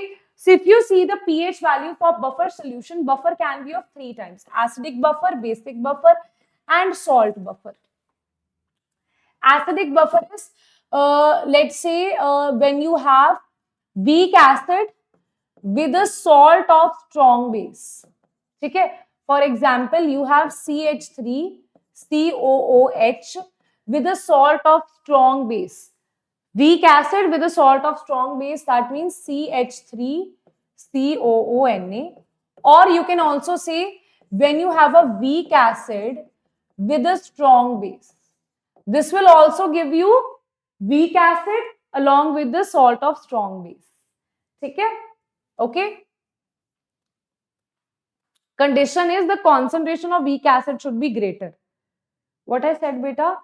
If you are saying that you have weak acid and strong base, then the concentration of weak acid should be greater as compared to strong base. Only then you will get weak acid plus the weak acid salt with strong base. Got it? Are these two things clear to everybody or not? Okay? Are these two things clear to everybody or not? Yes, ma'am, only one student. Right? Acha. Everybody tell me if that is clear or not. If that bit is so much energy I'm putting just for you, right? I have just changed my studio here. There is no AC, there is no fan in this room. Let me tell you why I'm drinking water again and again. Because there is no AC, there is no fan, there is the warmth of these tube lights. This board, it gets heated up after 1 hour, right? And still there is no AC, no fan, right? Because that is in the processing. That is why I'll just install it on Sunday, because I need to get my studio free for the installation. And still I'm teaching for 3-4 hours daily, right? So if I see these kind of things in the chat box, I will lose all the motivation. Then I would want to sit in AC and relax. Why I'm standing here for you, right? Only so that you have your exam in next 10 days. That's why I am here, to complete everything. I'm not missing anything. So I could have just told you these are the formulas, let's do questions. I am everything I'm telling you in detail, what is there, what is acidic buffer, what is basic buffer, right? So you have to be very serious about this now, okay?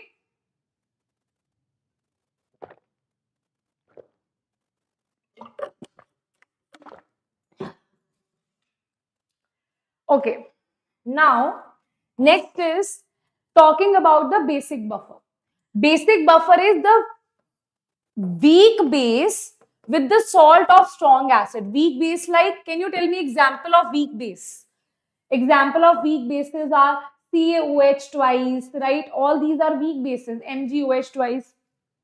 I'll take the example of NH4OH plus NH4Cl. That means the salt of that weak acid with strong acid, that weak base with strong acid. Or I can say you can have weak base and strong acid, but the condition is the number of moles of weak base should be greater than number of moles of strong acid. Okay? The number of moles of weak base should be greater. Beta, why I am telling you again, why I am stressing on this part? Because we cram this thing that okay, acidic buffer is weak acid with salt of strong base. We don't know if they have given us weak acid and strong base. We get confused. Then are they talking about salt hydrolysis? Ma'am, do I have to put the formula of salt hydrolysis? Or ma'am, do I have to put the formula of buffer here? So the simple point to remember is, if you have weak acid and strong base, weak acid moles are greater than strong base, then you will put the formula of buffer. Okay? Then the formula is for buffer. Right? Okay, beta, this is not a class of inorganic chemistry. How many times I have to tell you? Right? Do you want to see my that avatar where I am very strict and rude? No, right? So focus here. So pH is equals to, next time I am not even going to tell you to stop. Do whatever you want to do in the chat box. Those students who want to study, study. Those who don't want to study, totally your choice. I'm not going to get seat. You are going to get seat. If I'm telling you, if I have to tell you every 30 seconds that you have to study, then I don't think so you deserve. Right? So next time if I see all these things in the comment section, then I'll say ki totally your choice. Okay, then I'll just ignore everything in the chat box. Right? This is not inorganic chemistry. Yaar. Please focus here. Okay, last time I am warning you. After that, in this class, I'm not going to warn you anything. Right? Okay. Now here it is acidic buffer. Acidic buffer means pH is equals to pKa plus log of salt by acid. Okay? In basic buffer, you have pOH is equals to pKb plus log of salt by base. The concentration of salt by base, right? Then if you have a salt, right, in the salt buffer, right, what you have is pH is equals to half of pKw plus pKa minus pKb, right? Or you can just simply say 7 plus half pKa minus pKb. So these are the three important pH values here. Buffer range, rest so they don't ask, but still you can go through it. 1 by 10 to 10, what is that? The ratio of salt and acid or salt or base should be 1 by 10 to 10. That is going to be your buffer range, right? So for acid, buffer range is taken as pKa minus 1 to pKa plus 1. For base, it is taken as pKb minus 1 to pKb plus 1. Buffer capacity is not important for you. You can leave this. But still, if you want to do the formula, you can do, but it's not important at all. Number of H positive, OH negative added per liter divided by the change in pH. If they ask you, they will ask you directly the formula here, right? They will give you simple numerical, but till now they have not asked, and I don't think so they will ask based on buffer capacity. Yes, this they can ask, very, very important. This is very, very important. This is also very, very important. Right? Okay. Next is salt hydrolysis. So salt hydrolysis, we have three things. One is anionic, cationic, and anionic. See, if you have strong acid and strong base, that is not going to give you salt hydrolysis.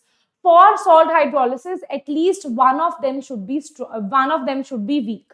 So if you have weak acid, that is anionic. If you have weak base, that is cationic. If both are weak, that is cationic and anionic as well. Right? Okay. So here, what you have to remember that the example are like CH3COONA. This is the example of anionic, right? Now here, can you see this is made up of a strong acid. Wait a minute. This is NaCl, NaOH, yes, NaOH plus CH3COOH. Okay? Here what you have, this is made up of weak acid and strong base, right? This is made up of NH4OH, weak base plus strong acid. This is made up of weak acid and weak base, right? And weak base. That is your salt hydrolysis, right? Anionic, cationic, this is how you will answer that. Now, next is I will not tell you the direct formulas, rather I'll tell you a simple way to remember this, because till now you have learned a lot of formulas for ionic equilibrium. So this is where we can use one simple trick here.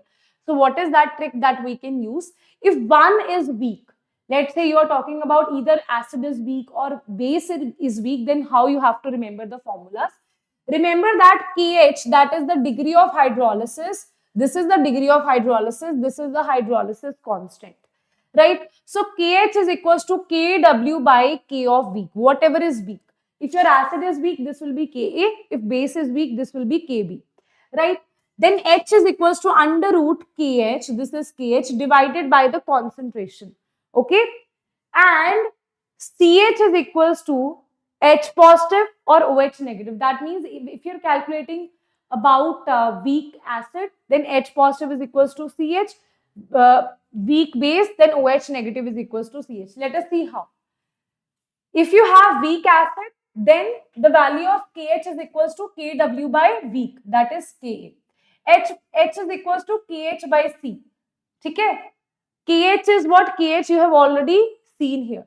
So put the value of KH multiplied by C. Sorry, divided by C. Okay, so that will be under root KW by Ka multiplied by C. That is going to be the value of H here. Okay, I am using these general formulas and putting it here. These are the general formulas, beta, that I have made. Okay, for you, for your easiness, so that you can easily learn things, right? So then H positive concentration will be equals to, because we are talking about acid which is weak. So H positive is equals to C into H. So you know the value of H here, just multiply it by C. You will get this as the answer, because this multiplication by C means here you can just add it into here. So it will be C will cancel. So it will be C KW by Ka and the under root of whole, right?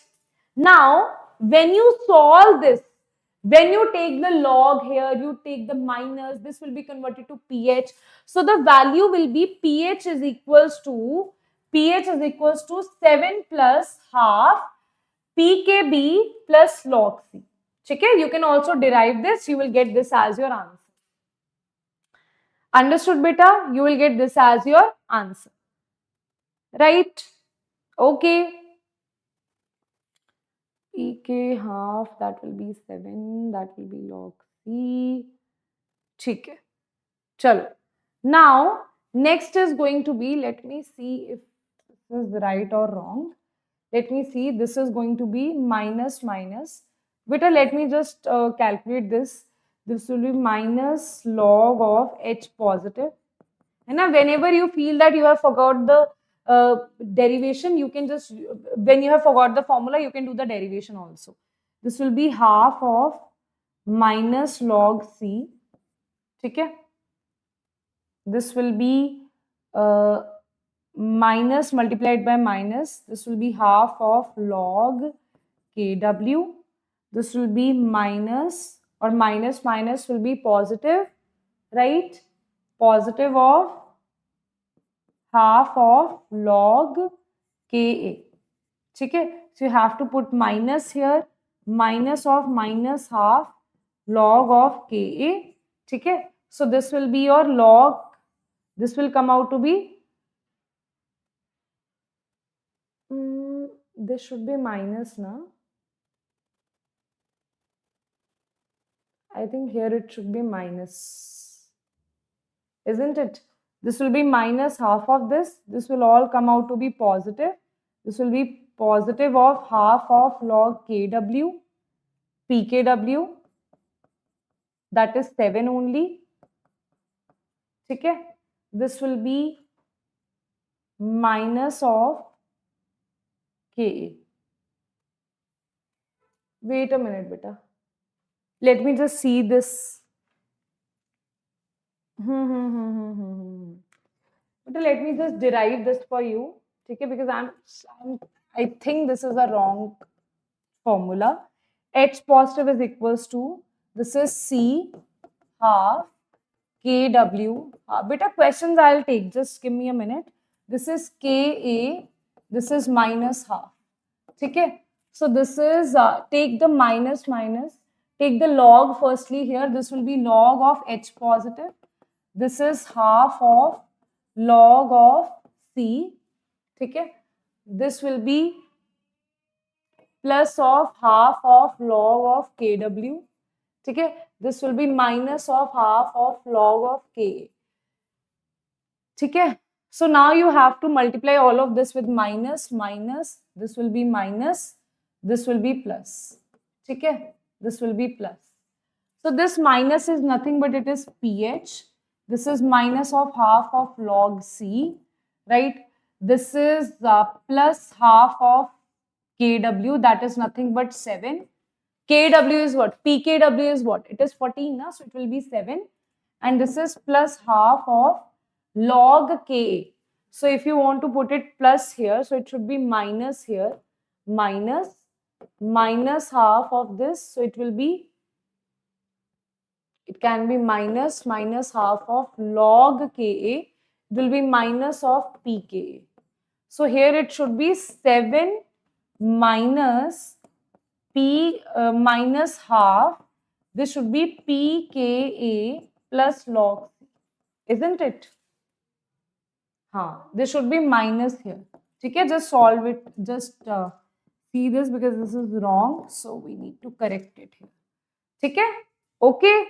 So whenever you see that, okay, there is some sort of, that is why I tell you that your concept should be very clear. So when your concepts are clear, you get an idea that yes, what I am doing is correct.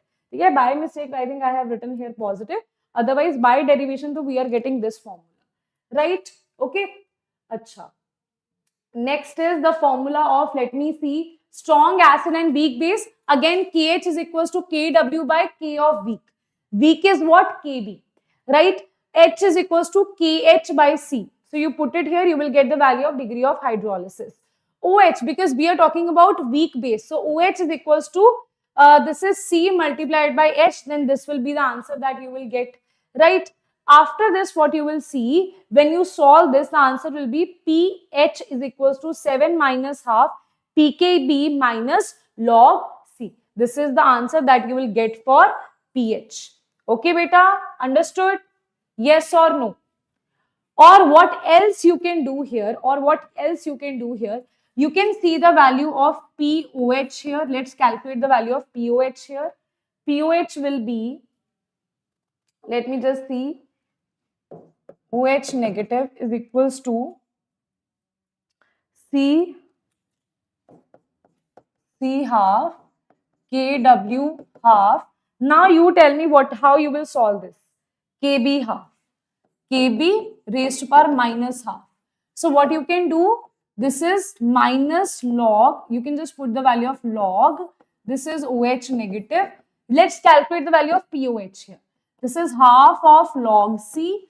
This is plus half of log KW. And this is nothing but this is minus half of log KB. Okay. So when you are solving this, keep it minus, and this will be minus, and this will also be minus. So this will be the answer.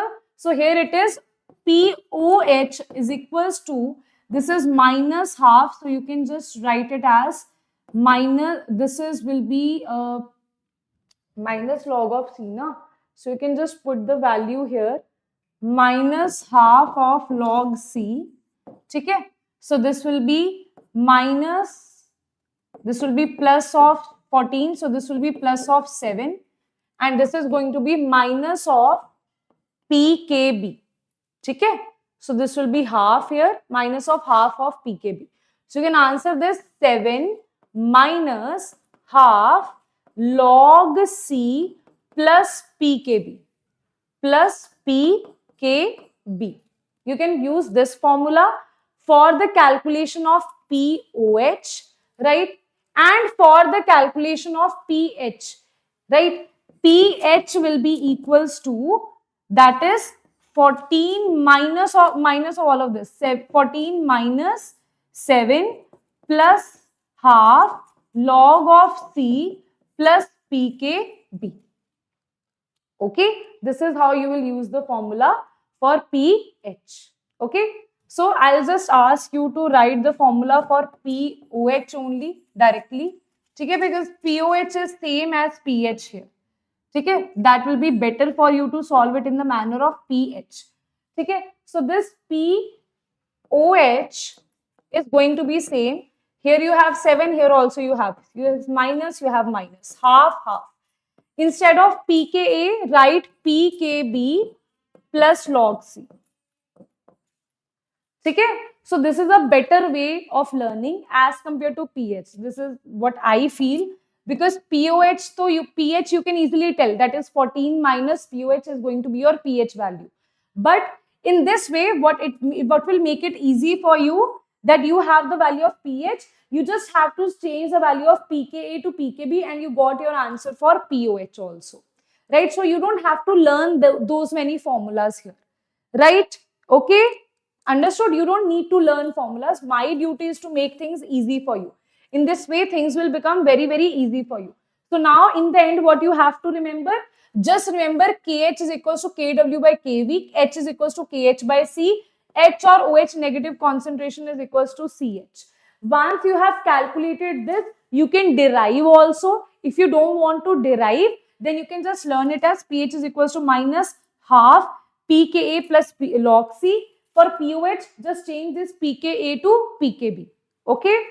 Now, let us see the answer for, let us see for weak acids and weak bases what you have to do. If you have weak acids and weak bases, what you have to do, everyone see this very carefully. Weak acids and weak bases. KH is equals to KW. Now things have changed. When both are weak, in that case, things has changed here.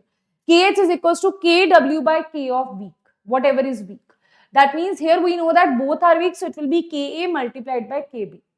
Now, earlier the value of H was under root KH by C. Here the value of H is under root KH. So you just have to use under root here, you will get the value of degree of hydrolysis. Here the value of H positive or OH negative was CH. Here the value of H positive is Ka multiplied by H. So you have to multiply this whole H with Ka.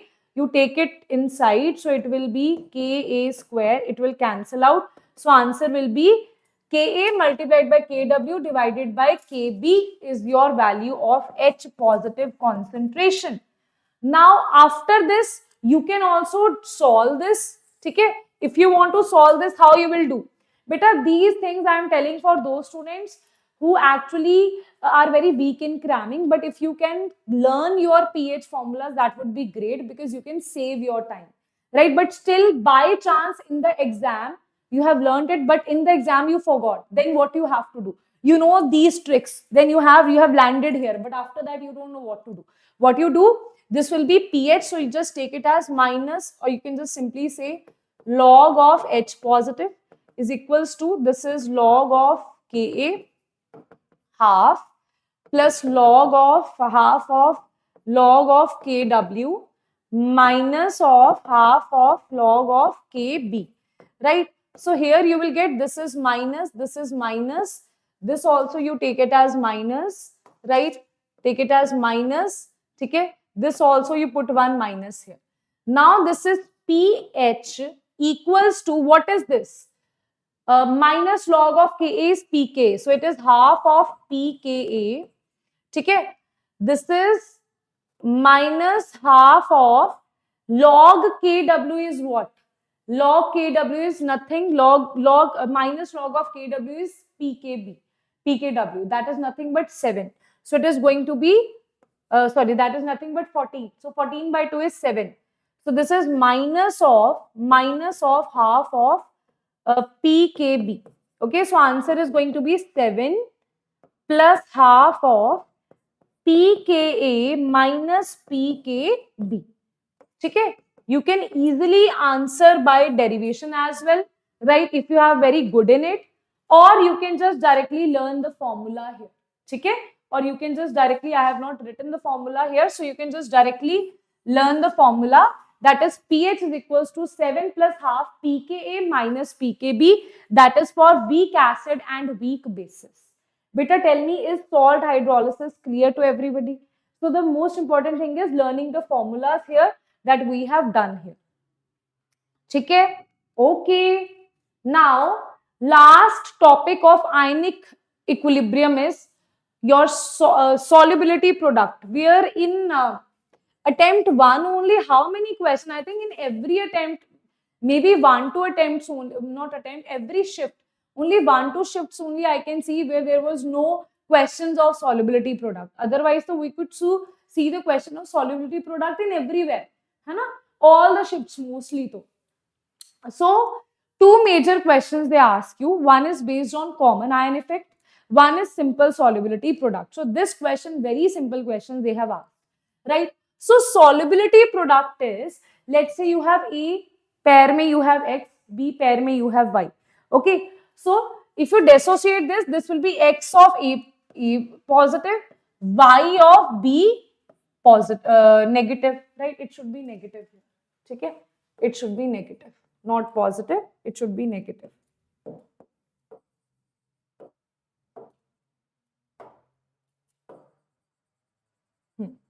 It should be negative here. So I'll just put this negative here. Right? Now, a simple trick to do the questions is KSP, that is solubility product, is equals to this stoichiometry raised to power the stoichiometry, X raised to power X, this stoichiometry raised to power the stoichiometry, that is Y raised to power Y, solubility raised to power X plus Y. X raised to power X, Y raised to power Y, solubility of X plus Y, very, very important, right? So here, what you have to remember is common ion effect. Okay, according to the common ion effect, if I see this is CaF2, for common ion effect, you can't directly apply this formula, you have to solve it, right? So let's say they are saying that you have two compounds CaF2 and NaF, right? How much amount of NaF you have? That is 0.1. If this is 0.1, this will also be 0.1. This will also be 0.1, right? But fluoride ion is also there in CaF2. So in CaF2 also you have Ca2 positive, you have F negative, right? So here what you have is, if this is solubility, this will become 0. So this will become stoichiometry is 1. So this will be S. Here stoichiometry is 2. So it will become 2S, right? After this, because here you have fluoride ion, that is 0.1. Here you have 2S. So you will add both of them. So instead of 0.1, it will become 0.1 plus 2S. It should be 2S, right? This will also become 2S plus 0.1. Okay, because this is the common ion that you have. Now, in comparison to 0.1 or any value, the solubility value is very, very small.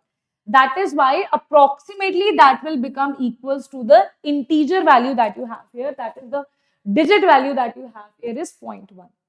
Okay. Now you will apply this formula that KSP is equals to this solubility of Ca2 positive raised to power the stoichiometry, that is S raised to power 1. The solubility of F, that is 0.1 raised to power the stoichiometry, that is 2. From that you will get the answer. Tell me, beta, understand? Thank you. Understood, beta, or not? Hanji, everybody. Understood or not? Is this thing clear to everybody or not? Right? How do you solve for solubility product? Is that clear? Everybody here. Everybody. Is that clear or not? Okay? So now we have to do one last thing, that is theoretical based question, that is based on number of ions.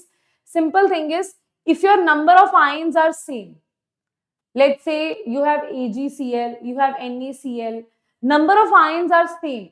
In that case, solubility is directly proportional to Ksp and is inversely proportional to precipitate formation. But if number of ions are different, in that case, solubility is directly proportional to the number of ions. MgCl2 will have solubility as compared to NaCl. Does not matter what is the Ksp value. But if you talk about when number of ions are same, let's say MgCl2 and CaCl2, in this case, that will depend on the Ksp value. But always Ksp and precipitation are inversely proportional to each other. Okay, ji? Okay. Now, beta, we will do questions of ionic equilibrium. Right, from that you will get more clarity. Okay. Yes, we have enough questions of ionic equilibrium to give you the clarity of what we have studied till now. Okay, everybody ready for the question part of ionic equilibrium? Are you all ready for the question part of ionic equilibrium?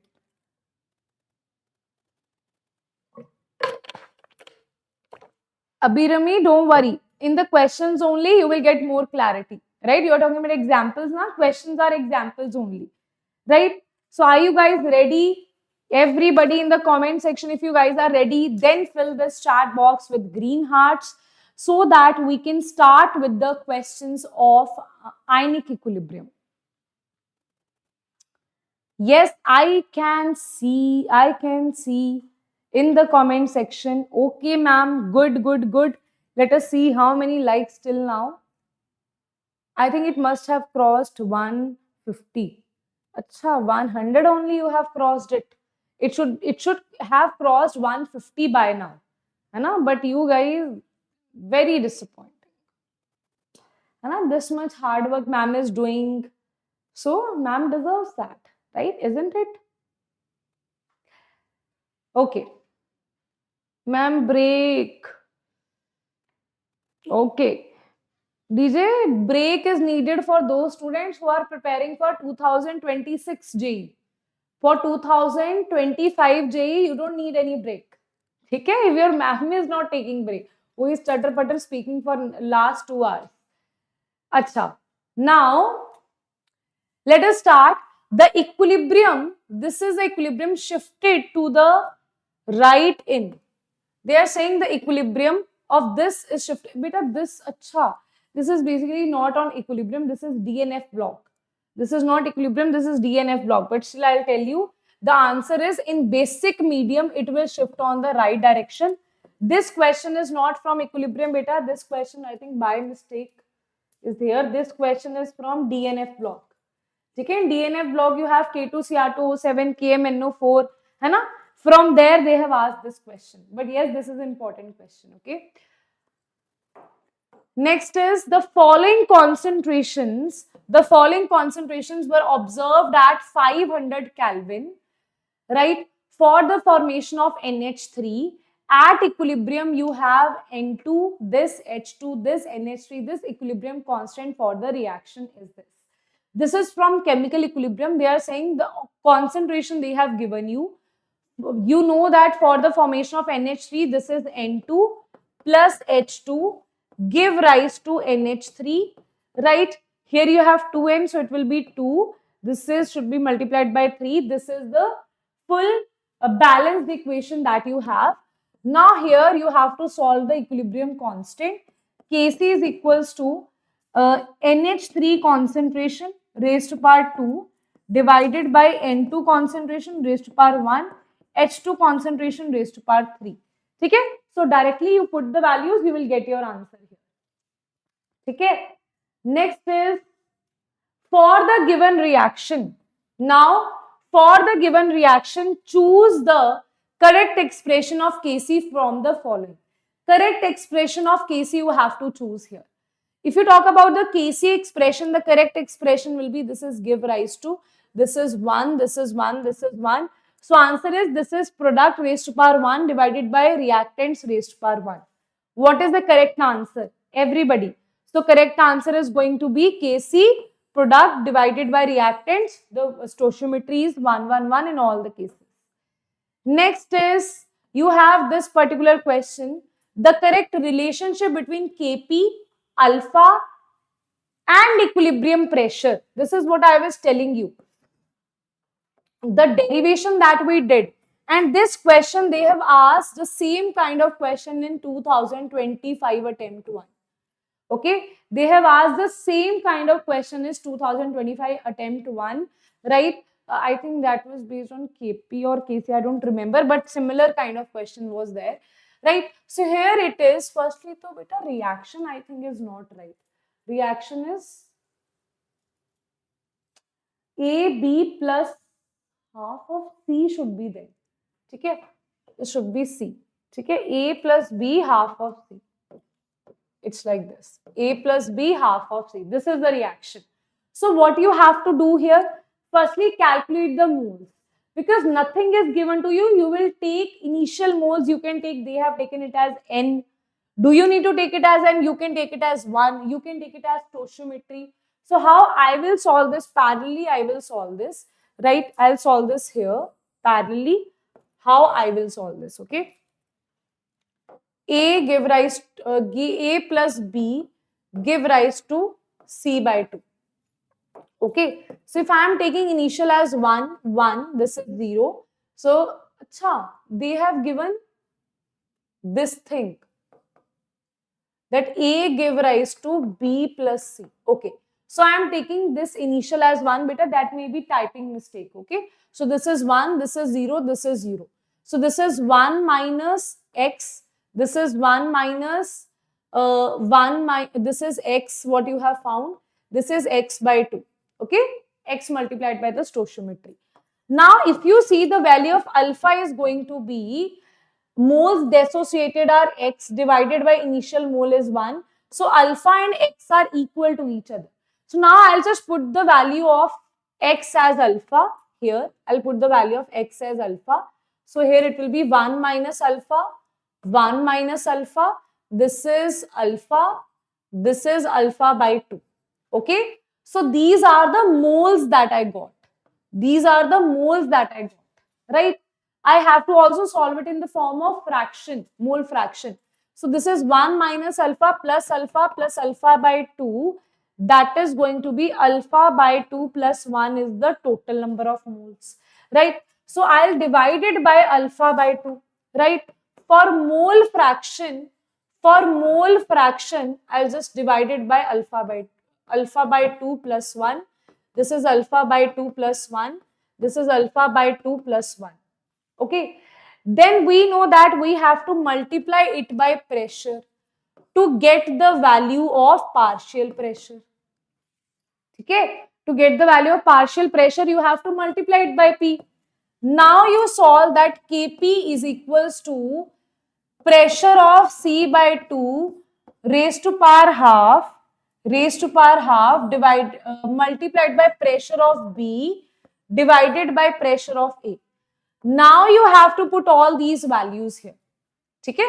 Now you have to put all the value of this pressure of, this is C by 2, this is pressure of B, this is pressure of A.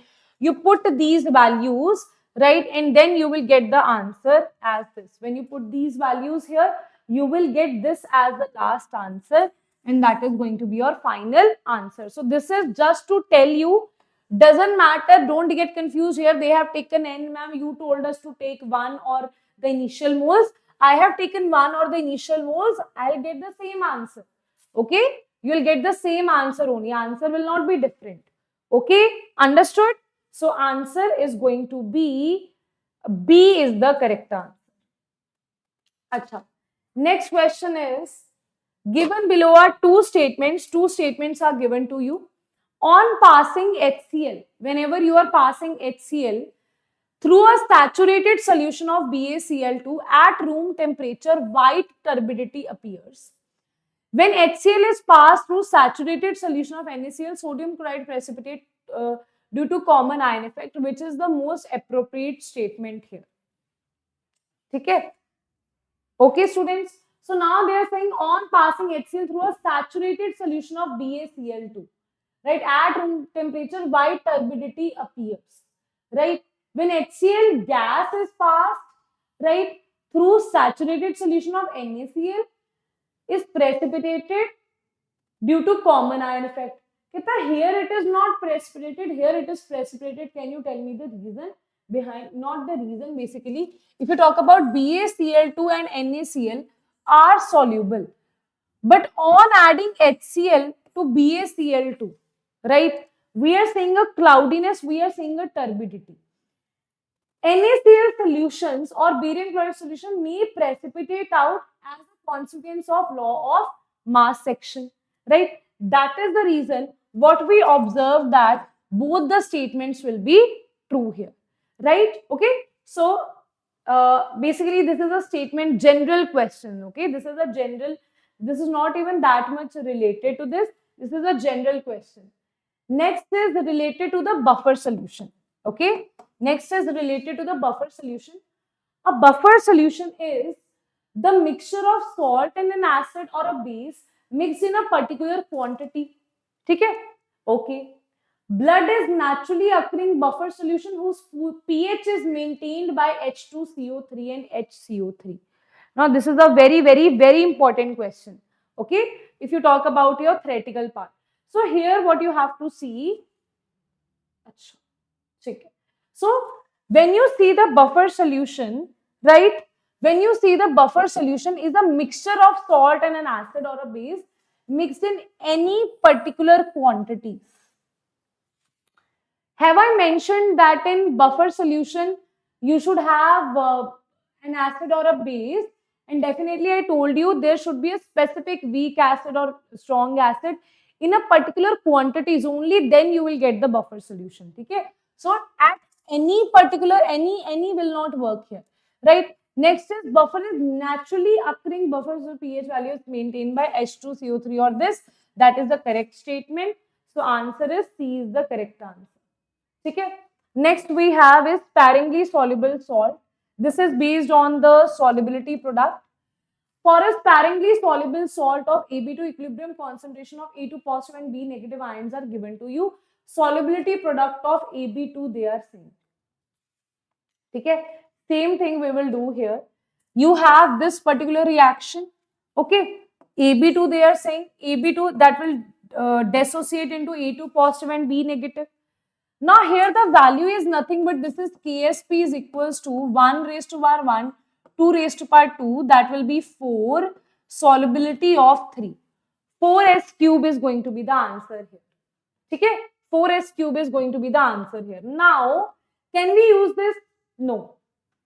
Why? Because they are saying the equilibrium concentration of A2 positive and B is given to you. So if they would have given us the solubility, we would have used this formula. Now, because solubility is not given to you, so you will directly use the concentrations here. So A2 positive concentration is given, B negative concentration is given. So directly you can answer this with the help of using the concentrations, right? But if they would have given us solubility, then we would have used that formula which has solubility in it, right? Next is Ka for, they are saying Ka for CH3COH is 1.8 into 10 raised to power minus 5 and Kb for NH4OH is this. The pH of ammonium acetate solution will be. Okay? As you can see here, what we have. Beta, what we have here. This is weak acid and this is weak base. So what formula we should apply here? Ka and Kb is given to you. pH they are asking you, very simple. Directly you will apply the formula here. What is this formula? Formula of salt hydrolysis of weak acid and weak base. Isn't it? We have solved it here. Where we have solved it? Here. Oh, where it is? Achha. Here it was. This is pH is equals to 7 plus half pKa minus pKb, right? So this is what we have applied here. Okay, this is what we have applied here, right? Salt hydrolysis, weak acid. So basically, they will not give you that this is salt hydrolysis or weak acid, weak base. You have to understand this with the question only, that what they have given you and which formula you have to apply here, right? So pKa is given to you, pKb, which are equal only. So you just put this value, you will get your answer here. Okay, chalo. Next is given below are two statements. Two statements are given to you. They are asking you which of the following is correct or incorrect, right? Aqueous solution of ammonium carbonate is basic in nature. Acid basic nature of salt solution of salt of weak acid. Acid basic nature, okay, acid or basic nature of salt solution of salt of weak acid and weak base, okay, depends on Ka wait a minute, Ka and Kb value of acid and base forming it. I didn't get the statement only. Acid and base nature means whatever is acidic or basic nature, it will be salt solution of salt of weak acid and weak base. Let's say you have acetic acid or ammonium hydroxide, right? Depends on Ka and Kb value of acid and base forming it. Yes, that will depend, right? So answer is going to be both the statements are correct. Okay. So this is nothing but they are saying that the formula that we just did, hai na? Here we did this formula, na? The pH value was depending upon pKa also, pKb also. So this is what they are saying, that when you have a strong acid and a strong base, that will depend on both the strong acid, when you have weak acid and weak base, that will depend both on weak acid and weak base, right? First, aqueous solution of ammonium carbonate is basic in nature. That is so true. It is basic in nature. Why it is basic in nature? Anybody? NH4CO3, right? Because still ammonium carbonate, right? Overall NH4OH, right? That is going to make it basic in nature as compared to carbonic acid, right? Okay. Next is the pH of MgOH twice. Okay, this belongs to KSP. Okay, the pH at which MgOH twice begins to precipitate forms a solution containing this much Mg2 positive. Very important question this is.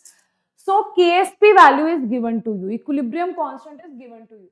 They are saying that the pH at which this compound begins to precipitate form a solution containing this much concentration of ions. So concentration is also given at the point where this is begin to precipitate, that is also given to you. So when we say that this is the state of precipitation, in that case your KSP is equal to the ionic product here. Okay? KSP is equal to, this is nothing but this is ionic product. Like you had reaction quotient and equilibrium constant, in the same way you have ionic product and KSP. We know that at equilibrium constant is equals to reaction quotient. In the same way, at precipitation point, KSP is equals to the ionic product.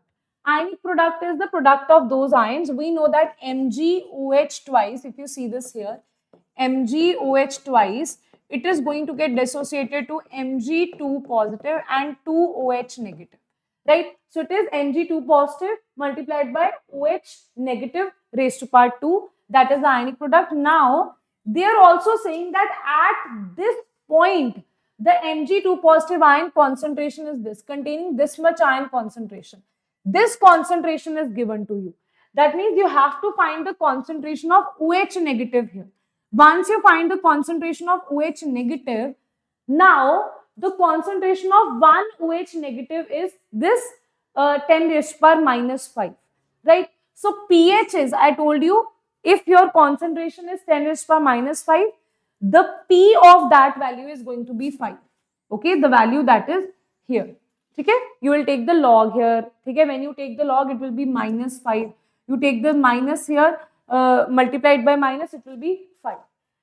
Then pH is 14 minus 5, that is 9. Okay? Is this thing clear? This is something new. Is this clear to everybody? Beta, this is also very important. Okay? I am talking about these questions are not difficult, but these questions now they will ask you in the exam solubility product and pH of salt hydrolysis, pH of acid, strong base, two strong acids, two strong bases. These are very important. Okay? Understood? Okay? Yes. Okay. So now students, let us talk about your batch that we have started, right? That has started like from 12th of March, it has already started. Now this batch is basically for your attempt 2, right? Still you can get enrolled here and save your attempt 2, right? Basically what we provide you here is number of sessions per day will be 3. Like from 3 p.m. till 10 p.m. you will have your regular sessions here, right? Language is English only. In the class you will have live classes, in-doubt solving, quizzes and leaderboards. You will get practice question discussions also, and previous year question discussions also will be there in the class itself, right? After the class you will get notes, assignments, DPPs and recorded mode also. Then pedagogy app and VBuddy is provided to you. Exclusive Telegram groups for community discussion only for those students who have enrolled into it are provided. Along with this, now, what you will have here is, if you talk about the previous year question book, that also we will provide you. But for that, we have 3 forms of this batch. First is, if you only purchase, let's say if you purchase Crash Pro, then you will get JEE batch. You will get after JEE, you will also get VIT Triple E, right? That batch is also included into this batch only. After that, we'll start preparing for VIT Triple E. After that, beta, you will also get KCT and Conjugate test series here, right? You will get printed JEE previous year question books delivered at your home. Physics, chemistry, math, all will be provided at your home. Now, if you get Crash Combo, that is only JEE batch, VIT Triple E batch, KCT and Conjugate test you will get. But if you go for Crash, you will only get JEE Mains to VIT Triple E classes. Okay? So according to what you are getting, you will have your rates. Like for JEE batch and VIT Triple E, we are providing you that just for 999. And JEE batch, VIT Triple E batch, if you talk about KCT and Conjugate test, that is provided for 1999. And if you want to also purchase previous year question book, that is provided for 2999, which I feel is a very less amount for these many things that we are providing you. As you can see, 2999 is just for JEE batch, VIT Triple batch. Just this amount is for JEE, VIT Triple batch, KCT, Conjugate. Printed notes, printed previous year question books will be provided to you, delivered at your home. Okay? All the 3 books. Okay? So all this is just for 2999. Right? If you already have the books, then you can go for Crash Combo, where you are getting 2 batches. You are getting KCT and Conjugate test also. Right? So now that is totally your choice what you want to get. And for organic chemistry, physical chemistry, inorganic chemistry, you can let me in the comment section what you want, what are your difficult areas, so that I can make some sessions live according to that. Right? And tomorrow I'm going to take up a small session for top 20 questions, right? Which usually are easy, but they are little twisted. So basically, these questions are not tricky. For chemistry, these questions are, see, chemistry, I would say very small part is slightly twisted. It's not difficult. You just have to use little more brain as compared to the other questions, right? But that is eventually going to give you more marks as compared to physics and maths, because less amount of energy, output is more, input is less. So let us see these top 20 questions from your full chemistry that I'm going to take tomorrow, right? Okay, time will be live in this channel. I'll give you the time on the Telegram channel. I'll send you the link of that live. Okay, is that clear? Okay, so I'll be waiting for your comments regarding what you want for the next week regarding chemistry. What are the difficult areas that you are feeling, right? So that I can, give you solution of that thing, right? Okay. Okay, then beta, theek hai, Sachin, you can write it down in the comment section, right? So that I can see that when I get time and I can make something out of it. I can guide you according to your problems. Okay. Yes. ठीक है. Okay then, beta. Bye bye. Take care. See you all in the next class. I'll be waiting for your comments regarding the topics that you are weak in, your weak areas. Okay. Bye bye. Take care. See you all.